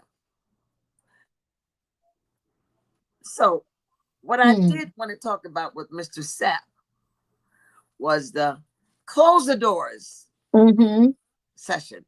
Now, I just want to say in defense of the church, because I've worked with the financial ministry, pastor's aid situation, Sunday school, YPWW, you know, I sang, so I was always a charismatic voice to help make you be vulnerable to give your money. First start with 100, then work your way down to $1 or whatever you can give. I was part of the tithing ministry. So I know the elixir that is used to make people give money. So I understand closing your doors really probably meant him saying, listen, I want to talk to y'all. He wasn't trying to kidnap nobody. Right. But if you're outside looking in, then you'll say, this nigga trying to make me go, because you can get up and walk if you want to, but you got to put your finger up and walk, you know. Right. He wasn't making nobody stay. However, as a nigga who knows what that shit is about, I thought it was quite gangster, I gotta say. To say close the doors and people listen. Yeah. Go ahead, Evangelist. And then I think what people were saying was it was the amount of money that I think he wanted that day, because he wanted 40,000 before it was all said and done. Because I guess the congregation was big. He was guest speaking at another church. So that wasn't even his church. And I think people wouldn't even have blinked an eye if they never really said, we would have said 40K. Because like I said, we used to that. Close the doors, y'all. We finna do tithes and offering. We finna do. But I think people heard 40K. Oh, y'all finna make people get 40K. And then that just changed it into, oh, he kidnapping niggas to make them pay money. Everybody had to pay $20 and he made the people in the front pay more. But I'm like, y'all ain't never been to church. So I think when people heard the amount of money that could have been made, that service, they was like, oh, hell no. So it's funny though. It's been a really good meme going around the internet. So I just appreciate the humor of it all. But also like it's, he didn't do nothing no different from nobody else. It almost sounds like he's been inundated with scandal. Oh, okay, word of the day. Okay, dictionary. Yes. Yeah, they really did blow it up. And that happened a few years ago too. This wasn't even a recent service. So it just tell you the power of like the internet, and people can really make something seem way different than it really was. I know he was like, what the hell? But yeah, they gonna raise offer and they gonna close them doors too. And they gotta, like you say, start at 100. Who got 5? Start at 5. Shit, depending on the church, they'll work your way there. So. That's right. And $40,000 in one Sunday is nothing. Nothing, because one person can give that. One person's tithes can give that. Yeah. Stevie Wonder goes to Blake's church, and that's nothing. Getting $100,000 in one service is nothing for a church. So I think it's blown up because somebody is upset with that. Somebody is. Okay. And when somebody gets upset with a celebrity or whatever they target, because that came from a long time ago. However, I call them pimps in the pulpit because I really believe that the pastor should live the same level as his congregation. I don't think you should be a pastor and have a mansion and your kids, your members live in projects. I just think it's criminal. Yeah. That's why I'm having a church called Church Unusual. For real. I'm at a building. Forget about me. Anyway, let's continue the news, John. Go ahead. All right. So the next clip, it's not even a clip. I'm just going to show B-roll of it. But this is a hot topic right now, and you did send it. You sent the clip, but the clip is a little grainy, so I just wanted to show the show itself. But there's a couple, a pastor and his wife, going viral right now, and basically because she said, and they took the soundbite of her saying she would iron his clothes before he would see his side chick. So I mean, I'll skip around and play a little bit of it, but the interview is an hour and 30 minutes, and I didn't get a chance to grab all of the actual sound bites, but we'll play some of it, and then you can give us your feedback.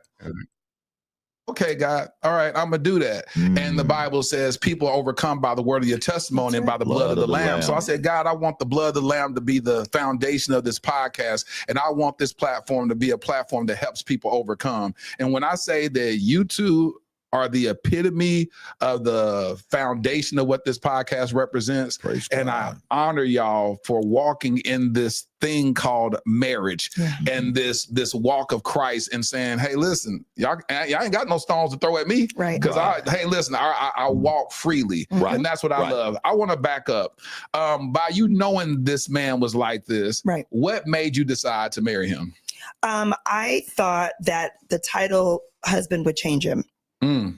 I did. I walked in thinking that if he was my husband and I was his wife, that a title could make you change. I learned very quickly that titles do not make people change. And I also thought that if he would own me, I wanted to be Mrs. Steele. If he had ownership, then he would treat me accordingly. Oh, God. I had to learn that way that wasn't true either.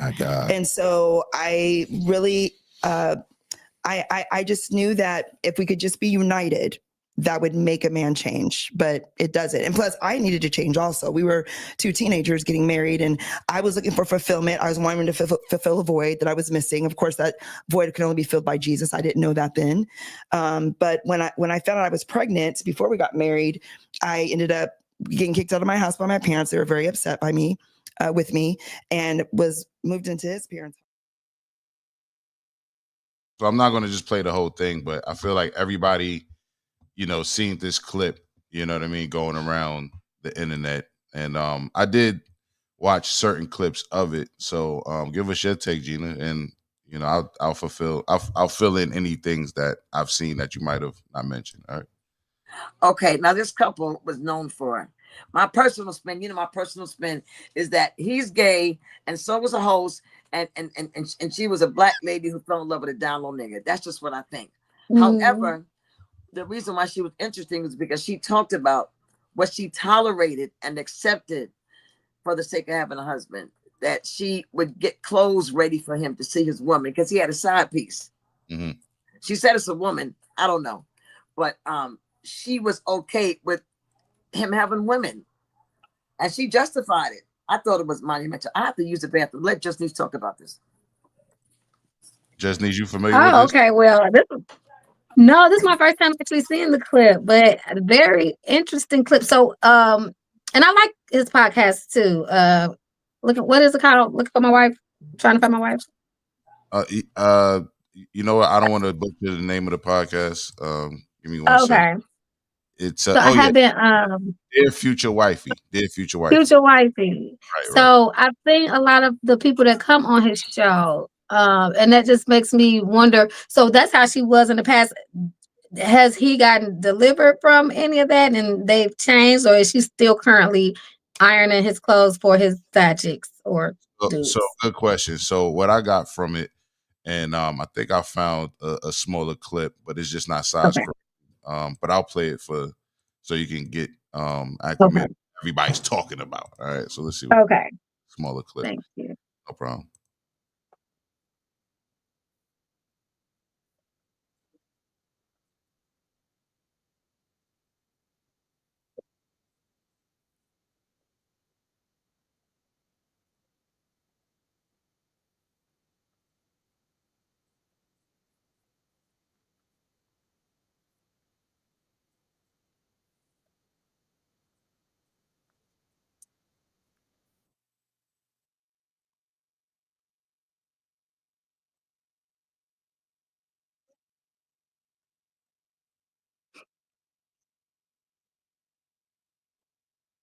Okay, is it supposed to be on mute?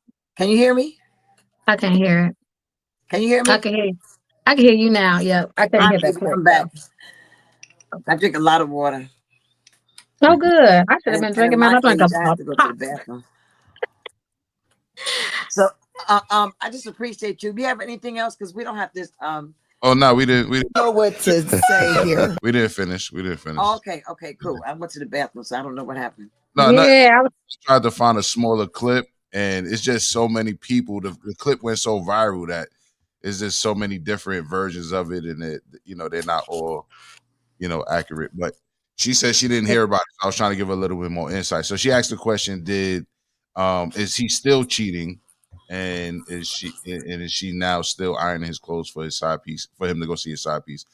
That's not the case. I believe we don't know. Obviously, we don't know, but they're coming from the position of everything is all good now. Okay. And that she was supposedly graced for the mission. So like obviously you heard her say herself that she married him because she thought that was going to change him. But I did see other parts of the interview where she talked about how basically she felt that God ordained her to stick it out, and she wouldn't suggest that, but that's what she did. And that's when she went to the extent of saying that she even would iron his clothes before he would go see his side pieces. And she talked about how he used to tell her things like he hate her and he wished they never got married. And she would say, one day you will love me. She talked about not having the right oil, but putting Crisco oil on him in his sleep and praying for him and putting crosses on his head. And he will wake up with crosses on his head and Crisco oil on his head and feet. Right. So yeah, that's pretty much the gist of it. And I feel like I thought she was getting misinterpreted by social media. I thought they were just taking the soundbite. But when I listened to most of it, that's pretty much what it was. And is no telling if he's still doing whatsoever, but that's her position on it. She was anointed by God to change him still, because she still was putting crosses on his head and praying for him in an effort to change him, just like she wanted to change him when they got married. So that's the There synopsis. you go. Okay, I want to say something. The reason why I said, can y'all hear me? Yes, Yeah. ma'am. And for those who are listening, I don't have my proper ear gear, so I'm fucking up the sound. So please, it's on me. Charge it to my head, not my heart. Okay. The reason why I chose this story is because she exemplified how I used to think, and the reason why I got married. The very words she used, I was told by my husband is sanctified by my sanctification. That if I just grin and bear it and stay saved with the Holy Ghost, that my husband would come around. Because eventually, when the woman stays saved and stays anointed and fast and prays, her man will eventually change. Mhm. So I was taught, I'm telling you that as a wife, you are supposed to be there for your husband, supportive. Also understand if he is a heathen, if he's not saved yet, if you just stay saved, he'll eventually get saved because your pussy's supposed to save him. So endure hardness as a good soldier. Take everything you're supposed to take because he will eventually acquiesce. That's what they say. So you're supposed to take abuse, take shit, because God's going to, that's part of your journey of being his, because you're his part of his mission. That's your project. God has to save him through you.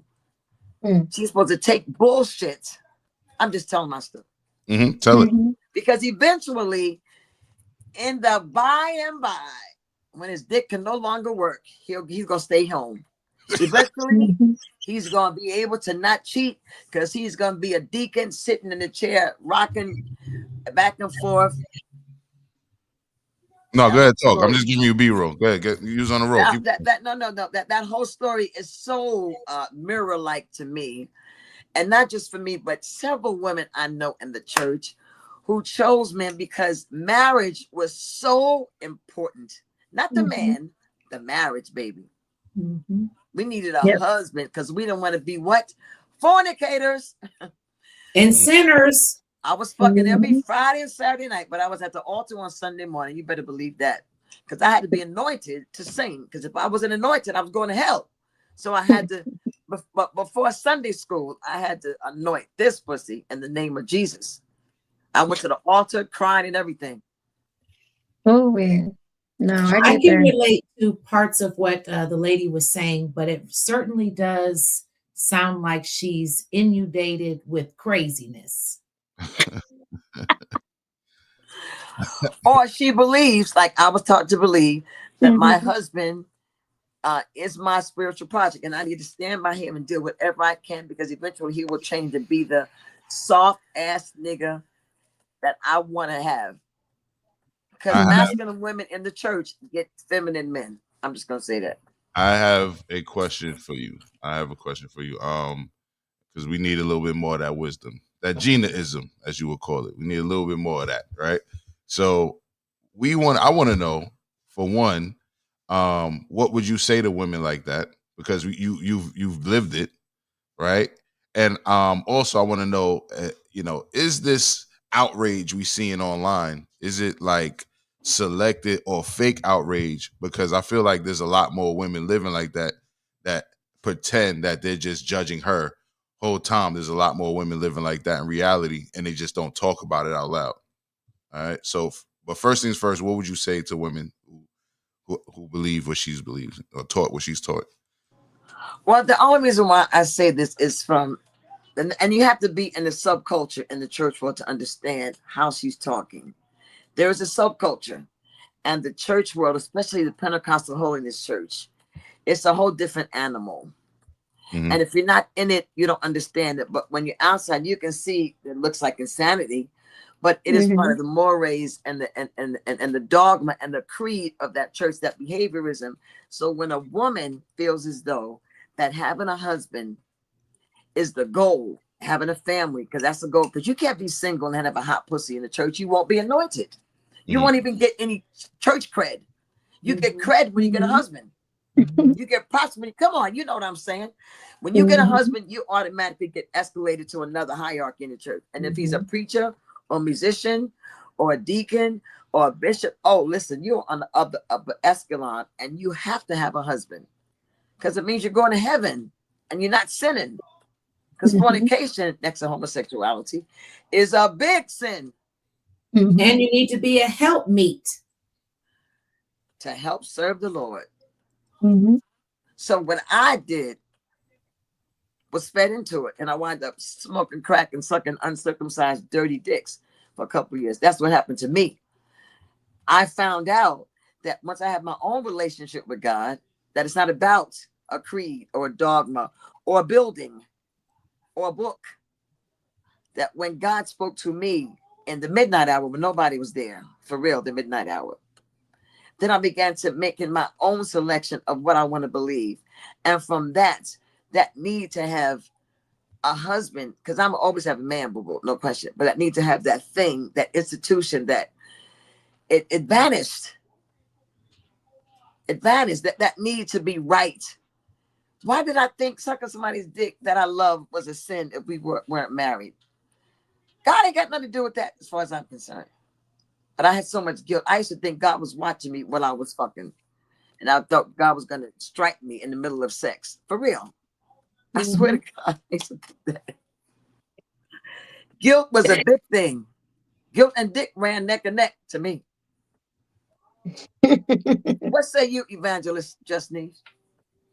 No, I have seen it, so when you said just what you said, it's about being married and doing that. My mom with my dad, he was a heathen out in the streets doing what he was supposed to do, but she stuck beside him, did her thing, and it was just crazy as shit because he was, like I say, drugs, liquor, out doing, but she was being a good wife. So yeah. I feel like so when I listen to the young lady speaking on the podcast, I'm not sure what the outrage was about, but more times than not, women are going through the same thing or been through it. So I don't know why they acting like they don't know what they talking about. Girl, your nigga got a side bitch too. You just ain't ironing his clothes. So let's be fucking for real. So yeah, I didn't get I ain't know what people was mad about, but just knowing people and knowing their business, like, girl, okay. So to sit here and judge her and then be acting like she crazy because she talking about it and admitting it is crazy. You're right. She's just saying it out loud while everybody else is just pretending like everything peachy keen. Girl, your nigga got a boyfriend, a girlfriend, fucking, so like be fucking for real. Right. So yeah, and a lot of it's the wild. women have been side pieces. Yeah, right. So if you've been on that end of the spectrum, that's why I say it's way too common for people to be like, oh, I can't believe that. I can. And you can too, bitch. So get off the internet acting crazy. Right. So yeah, so hopefully they have a good story, like maybe he don't do it no more, and that probably would be like you say, it should stop working. And now, which I think should be ultimately, this is what I would like to happen. So when your man who is just can't control his lust demon and just can't stop fucking with hoes, I feel like when his dick stop working, that's your perfect chance to go your ass outside and do whatever you want to do. Why he sit at home? Oh, y'all should ain't working no more. Now I'm gonna go get all the dick that I should have been getting while you was fucking these hoes.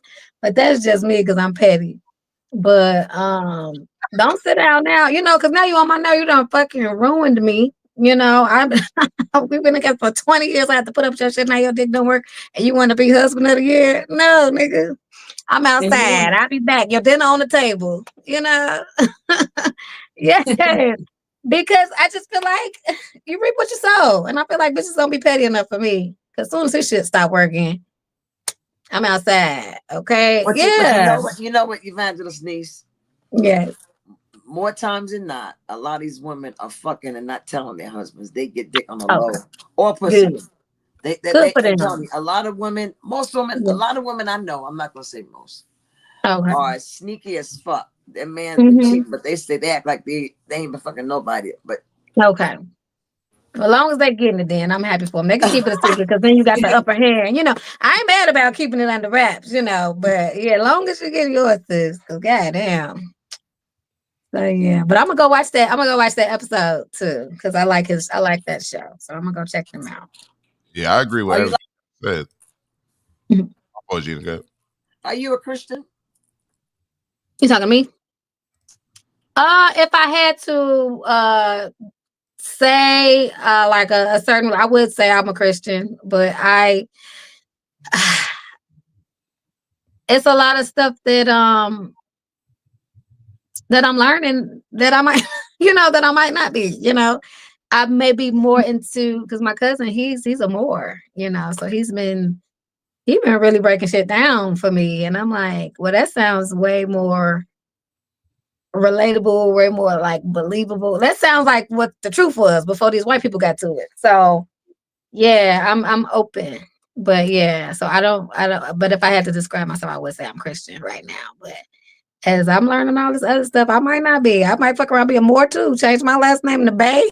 Okay, be just Nesh Bay around this bitch. Give me a little hat. And, and just let it do what it do. But yeah. The women Moors don't wear the fez. The women Moors wear the turbans. The women, they wear the turbans. Oh, the turban. Okay, well, let me go get my turban. Thank you. Thank you. So yeah, I gotta learn that part too. But my godson Stevie J's been just giving me information. Most of the people in his life are Moors. Stevie J, the real Stevie J, the comedian. That's my godson. So he's been teaching me just little stuff by the way he lives. Little stuff. The way he lives and their respective women, a family, living in their truth. I was gonna say blackness, but you better not call them more black. Please don't do that. Who they are as men is very attractive, and most of them have big dicks. That's what I was told. And it's very interesting, and I'm like, I would have never knew. I would have never known had he not, converted. And then because he grew up in church too. His mama was a missionary too. So this is my cousin. We all was Kojic. And so it's just interesting to hear him, come and talk something that ain't Kojic. Right. Joe, we have anything else before we go? Because I'm hungry now. If you're hungry, we can start wrapping up. But I mean, okay, we want to wrap up. Just I didn't think you'd stay here this long. I said she's gonna get out. I definitely enjoyed myself, Gina. Thank you for having me. I definitely enjoyed it. Yeah. Anissa, you have any wait. First, I want to say my angel of the week. Who was my angel of the week? Who did I choose? Give me pull it up. I think I chose my angel of the week. I think you did too. My fault. Let me pull it up. And then you have a pick of the week. My angel is let me see who it is. Xenia? Yes. The sister who was killed in New York, Lady Xenia. She had a store. She's a grandmother, and she went outside. She heard shots outside this weekend, and she got shot in the head. She's our angel of the week. Nikki Sunshine, who is the owner of Comedy in Harlem, where I just had my show in New York. Now open and close for comedians musically. And so I connected with a sister named Nikki Sunshine and Jamie Roberts. They own Comedy in Harlem. And she told me about it. The woman's name is Xenia. And she was known in the community for being a humanitarian, a community leader, an activist. And she had a store that people frequented. So rest in peace, sister. She was killed just by being concerned in her community. And she's my angel of the week. Oh, man. Yeah. Would you like me to play the clip or? Yes, please, if you don't mind. All right, no worries. Let me just rewind it. And, hey, sister, we want to thank you, Zeta, for being here on the planet, because I believe in ancestors. Gunshots. She went outside to check on her grandson. Caught in the crossfire, she was shot dead. Eyewitness News reporter Lindsay Tuckman talking to that grandson who's still in shock and outraged members of the community. Xenia Mehta was known in her Harlem community for wanting to make it safer. I'm gonna let it shine. But now that same community is in shock after the 61-year-old was shot and killed Tuesday night by a stray bullet. She was not afraid. She wanted to see change, and she knew in order to see change, she had to be a part of that change. And her life was taken because she wanted to see change. Family members say Mehta was cleaning up at the deli she helped out at on Lenox Avenue and 113th Street around 10:30 p.m. when she heard arguing outside. Worrying her grandson was involved, she went out to make sure everything was okay. And that's when she was shot in the head. That grandson, though, was safely in his grandmother's apartment upstairs. He says she would have gone outside to help anyone. She treated everyone on this corner like they're her grandson. I'm upset. I'm mad. And indeed, Ashley Jackson says Xenia raised her like she was her own daughter. And while she now lives in Philadelphia, she says the 61-year-old still made a point to connect with her children, too. She's very nurturing. She made me the person I am today, the mom I am today. According to the NYPD, 3 people were involved in a dispute, including 23-year-old Darius Smith, who was arrested and charged with criminal possession of a firearm. Smith was shot in the left foot. Officials believe he opened fire on another man, who then returned fire, fatally shooting Xenia. And now, as night falls yet again in Harlem, neighbors and activists say they want the violence to end. It could have been any of us. Police are still looking for the other people involved in the shooting. Meantime, though, those that knew the beloved grandmother say they are planning ways to honor and celebrate her life and perhaps create some meaning out of such meaningless violence. You're my angel of the week.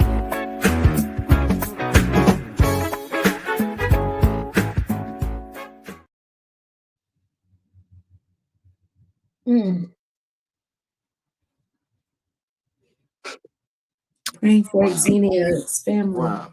Thank you, Sister Xenia, for being here on the planet. You know, I learned a couple things from that. Sometimes I need to mind my business because I see myself going outside and looking. I see myself doing shit like that. I'm 65 this year. It's my age group, same kind of passion. I don't know what her sign was. I like to know what her sign was. But all she did was want to see what's happening. But here's the other thing.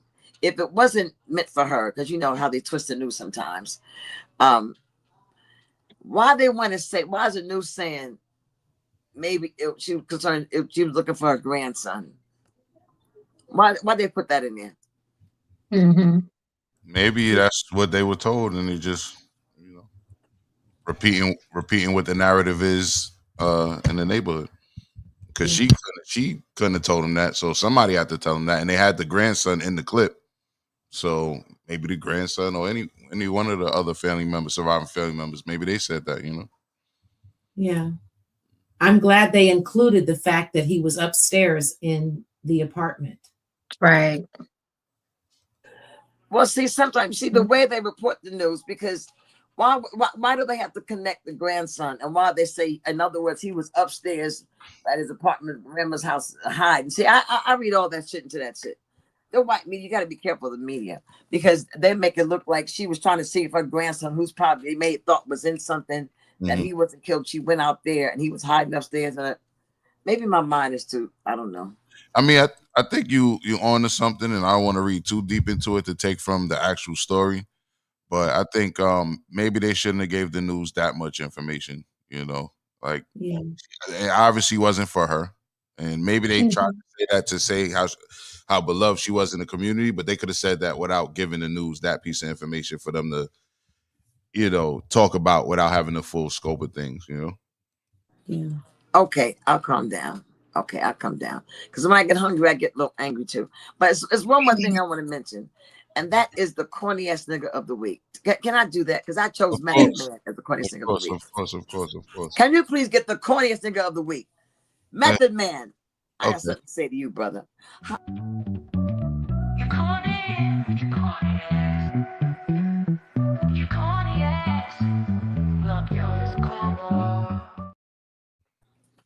Brooklyn shit is cornball. Here's why I think he's the corniest nigga of the week. And I like me some Method Man. I do. However, can you please, in Brooklyn, if you stole something, you don't wait till shit come out and then say, yeah, I knew it too. That's the corniest shit ever. Oh yeah, I knew somebody was doing such and such and such and such. Why'd you say it when it was happening? Why you wait till it come out? I can't stand niggas like that. Corniest nigga. Do we have the clip, John? I see the clip and I feel like it's going to lead to another one, but let me play this clip. And I think that to Method Man's defense, you might have to switch it to actually Kanye, because I think this clip is old. Well, let's see. Kanye West, I hate that nigga, man. Fuck, I seen the nigga at one of fuck parties and shit sucking dick in the bathroom. Fuck Kanye West, I hate that nigga, man. Fuck, I seen the nigga at one of fuck parties and shit sucking dick in the bathroom. Okay, now I know why you got to add the other one because Now we gotta go there now. We gotta go there. I tried to let you go eat, but we gotta go there, and you gotta change your pick to Kanye because this is old. No, this is old, Gita. This is old. I'm telling you. Man is corny because now Kanye want to say he's sucking dick, right? His cousin's dick. No, this is old. That was an old clip. I promise you, I seen that clip way before this came out. That's what I'm saying. So why would Method Man say it publicly? Why would he do that? No. He said it publicly because that's how he felt when he was asked. But Why would you want to talk about somebody sucking dick? Well, where was he to see? Where was he to watch that shit? At Puffy's party. At Puffy's party, he just said it. But wait. But what I'm saying is, the reason the clip resurfaced is because of the news. That's why Tasha K put the clip out because people will take something that was said before and because it's hot right now. Because a lot of times this shit has been said and people just looked over it. But now that Kanye is confirming that he sucked dick himself, you know what I'm saying? It's like, okay, this clip is relevant now. It's more relevant.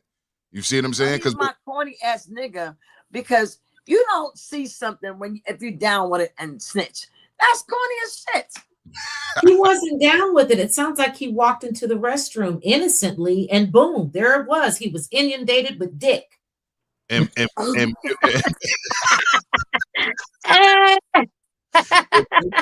says, is the video real? I remember that.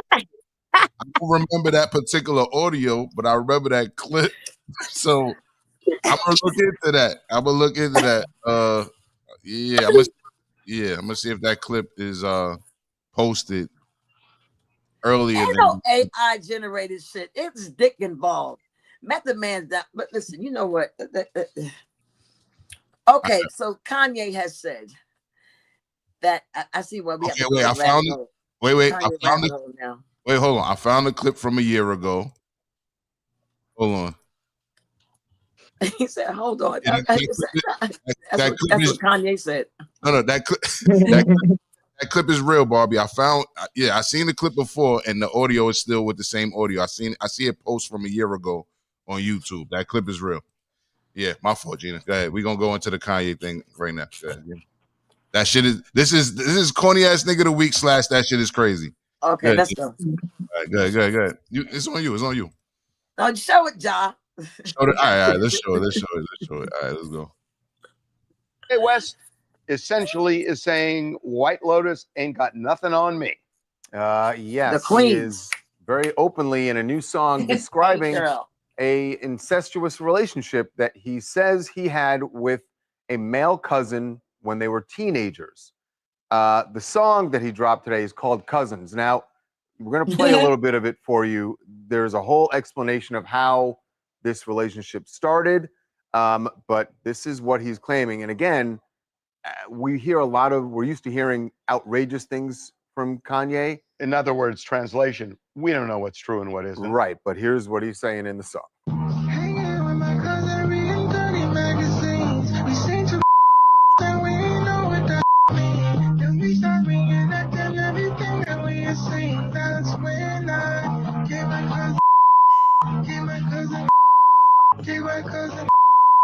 Well, you can kind of figure that out. Yeah. So look, we don't know. He has been off the rails now for months. I mean, not weeks, for months. And, is this real? Maybe. This is the cousin he's referred to before. First of all, those are corny ass niggas of the week. Those yeah, my goodness. Fuck y'all niggas. Stay out of our business. Even though Kanye's not black anymore. But fuck you. And it takes two of you guys to cam up and tell that story. It takes two dicks to make a dick sandwich. Yes. Mm-hmm. You know Kanye ain't all there right now. Everybody knows that. Yeah. We know he's stricken with the disease of Kanyeism. We know that. However, he said, I sucked my cousin's dick. So he was 14. So he was the one that was showing him the magazines. He was a perp. He was a perpetrator, right? Is that what he's saying?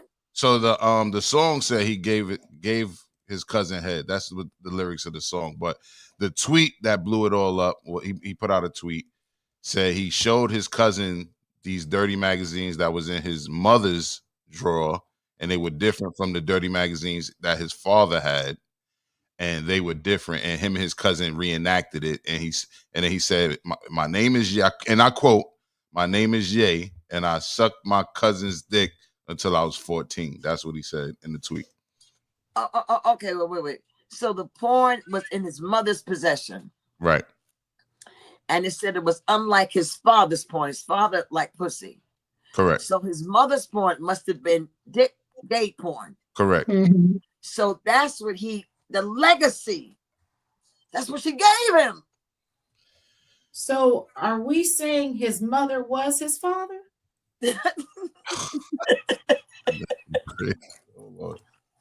Hold on. Let me find this motherfucker. And that's warning. The opinions expressed in this program are those of the presenter in their current state of mind, which they have the right to change at any given moment. The iRant Network and the members of the Ranters Union are not responsible for any claims made. All opinions and train of thoughts are welcomed here and protected by the First Amendment and the Ranters Union. All right.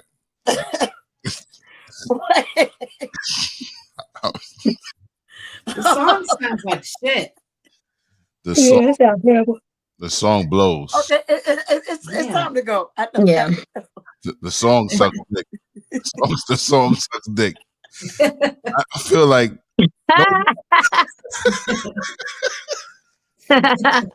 okay, we're gonna go home on that. You better leave Andre 3000 alone now for that album, that flute shit. Niggas need to. Kanye could drop that shit. Mm-hmm. Leave Andre alone. All right, my fault, Gina. Exactly.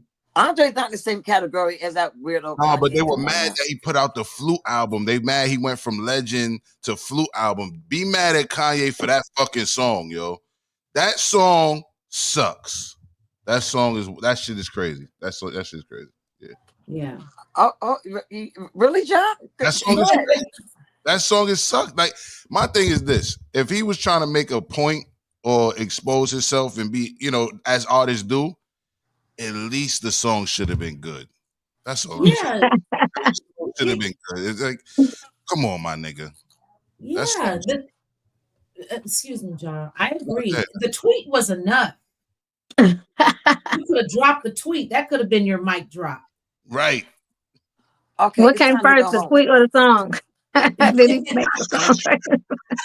Did he make the song first? It's like, oh, well, let me tweet this because they're going to hear it on the album. I'm hungry. The song came.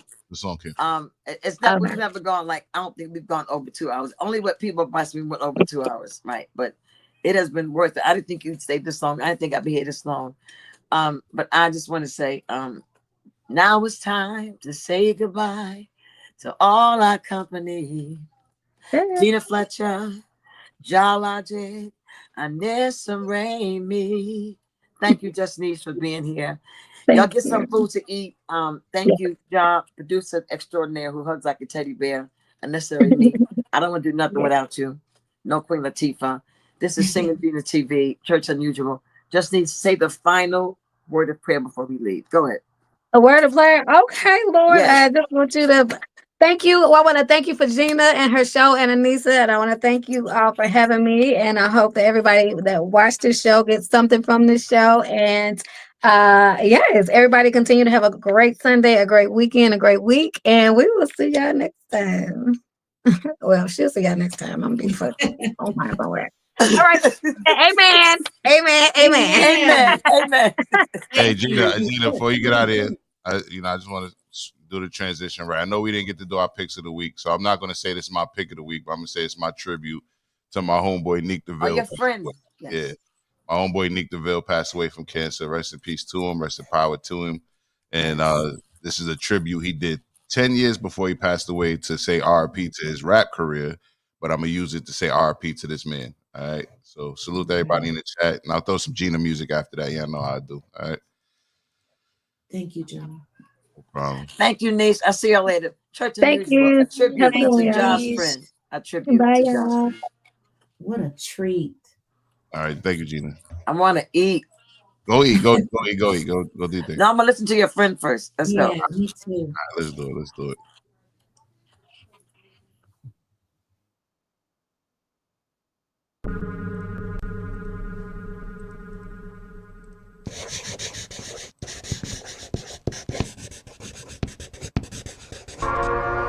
Yo, what's good, my nigga? What's good, man? I'm just maintaining. Yeah, I'm just here to pick up Meek Ron, but... Alright, cool. No doubt. It's right here. Rock Street. Damn, look at this rhyme, man. This is last rhyme, yo. What'd he say? It's fucked Back up, the man. fuck up. Hey, yo, I came into the game with dreams of being a rap star. I came close, but I didn't make it that far. The sad part is y'all believed in me, and that's hard. Told y'all follow me to success. My bad, y'all. I feel I gave it my all, but I could've did more. It's hard to walk away from something that you live for. I feel like I gave my team all of me. Through the music we've made, you'll always have a part of me. I guess the pressure started beating me down. Playing the referee, deciding if we sink or we drown. As far as rapping, I know I was wrong, it's taking too long to write a verse, man, I ain't got it no more. I don't get the same rush from doing these shows. What good is a K9 without the use of his nose? I'd rather leave if I can't compete on a high barrel. What? I think he meant to say level. Wow, that's crazy, man. I didn't even know he felt like that. Me either, fam. Or he would've murdered all these shits. But check this out. He got another verse on the back. Word? What'd he say? I spent years sharpening my skills, they said my lyrics was hard. Now that it's my time to write, lyrics ain't popping no more. Man, how can hip-hop do that shit to me? I gave my life to you, and you pull that shit with me? I'm sorry to my girl for all her time that I wasted. I was in the studio with me and her should've been dating. I was showing her a dream, she was showing me patience. It's time to look her in the eyes and just admit I didn't make it. All my fans know that I grinded and worked hard, and this gon' probably hurt me more than it hurt y'all. But where was my support when I needed it the most? How many shows did you attend? How many links did you repost? We could only be as strong as our fans allow us to. My decision ain't your fault, but your influence was powerful. No more dreams, empty promises, or pretending it. Truly yours, Neek DeVille. Damn, that's how he ended it. Wow. Fuck. It's fucked up, man.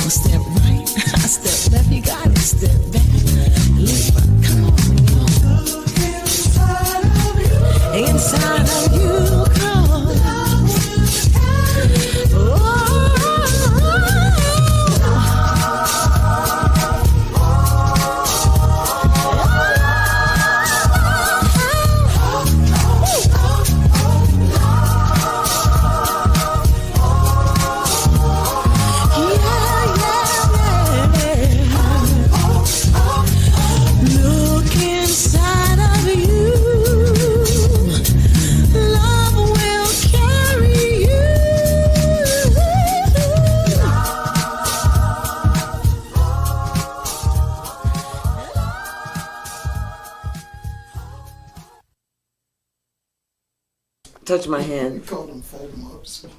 Thank you so much. No problem. I'll see you in a few minutes. Oh, yeah. Yeah.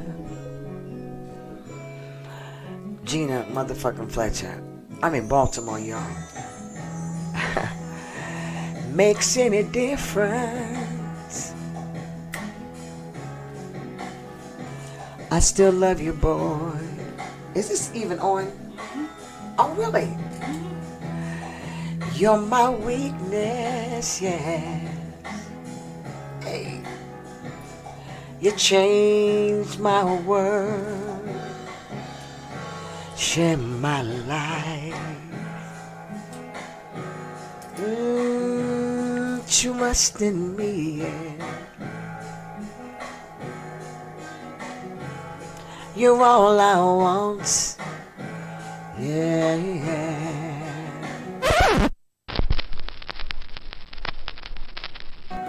You're everything I need. Yeah, baby. Now the nigga supposedly wrote a letter to this bitch. He said, listen, I guess I want to talk to you about lying ass nigga. All he was trying to say is that I have another bitch here, another bitch there. You gotta share my wife. You know, this song is really about a nigga who wants to share two hoes. It's not about love. Oh, trust me, that's what this song is about. This song is about a threesome, a foursome.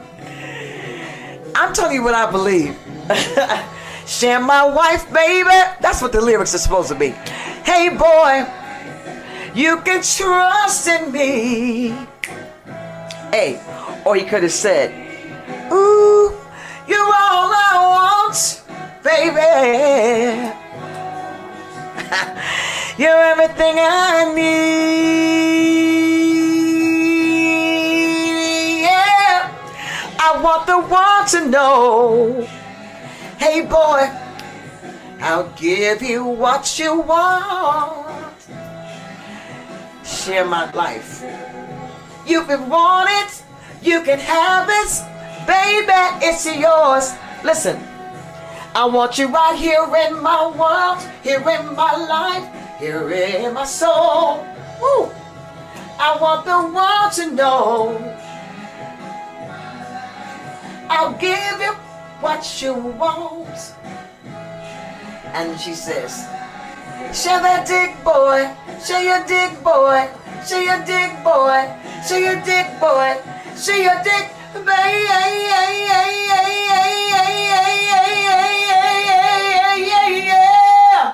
Oh yeah. That's a warm up. Warm up. You gotta warm up the voice. You know that. Warm up. Oh God, please, thank you. That was horrible. Yes, I would not send that to for no audition nowhere.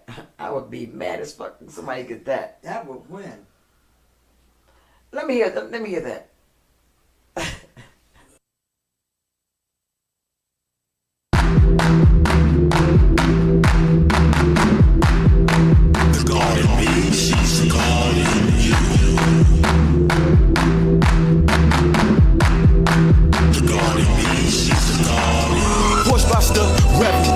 Flow sharper than a machete. I fuck your bitch like I'm Rocco Siffredi. Nut leave a belly or sweaty. Working my lip, I've been pimping since Skelly. You niggas is Simpson, you skimping on ready. Purple Margellis, I'm stepping on jelly. Rawer than Eddie. Hit my hitter on the shelly, he deli. He come with the stick like he edited Eddie. Bitch, I'm a hero like Peter Petrelli. I walk in the room and these niggas get sweaty. Built for my core like I do calisthenics. Coochie sweatsuit got me feeling like Nelly. Watch how we moving, he moving too sketchy. I got a boomer if he don't respect me. Now I'm a loser, bring out Machiavelli. I'm Dostoevsky, so start the Tavecchi. I can yell it, give me naked, be Becky. Kicking his head like I'm Lionel Messi. I need opposition, conquer beheaded. Been ahead and niggas never gonna catch me. Settling down, no, I never be ready. Bitch, I'm the man and get genius like Freddy. Namaste. Namaste. Namaste. Namaste. Namaste. Namaste. Namaste. Namaste. Namaste. Let's go, let's go, let's go, let's go, let's go, let's go. Namaste. Let's go, let's go, let's go, let's go, let's go, let's go. Namaste. Let's go, let's go, let's go, let's go, let's go, let's let's go. Namaste, let's go, let's go, let's go, let's go, let's go, let's go. I'm not trying to explore it like Dora. Could Dora, I'd rather destroy you. Fuck these rappers, I'm packing them all up. Look how fast I fill gaps in the void up. Worked at the gap, now I'm stacking like old blood. With you jacking, I'm cracking the war from. Rap shit get passed from the back with assault guns. I don't draw it on fuck them and me. I make you real uncomfortable, homie. You was bluffing, you was nothing. You fall off when you cut like baloney. Short from the pressure like blown macaroni. Kiss at the flow, you Fredo Corleone. Ho, I'm so cold, I should drivers and bone. These industry niggas pretending they know me. Yo, homie, don't blow me, just pay me your blow.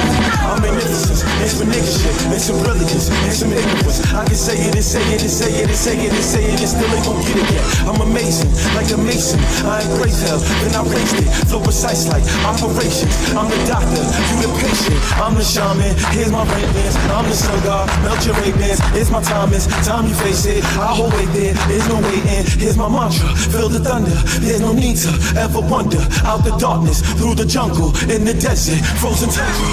Namaste, namaste, namaste, namaste, namaste, namaste, namaste, namaste, namaste.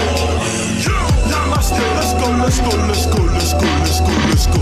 Namaste, let's go, let's go, let's go, let's go, let's go, let's go. Namaste, let's go, let's go, let's go, let's go, let's go, let's go. Namaste, let's go, let's go, let's go, let's go, let's go, let's go.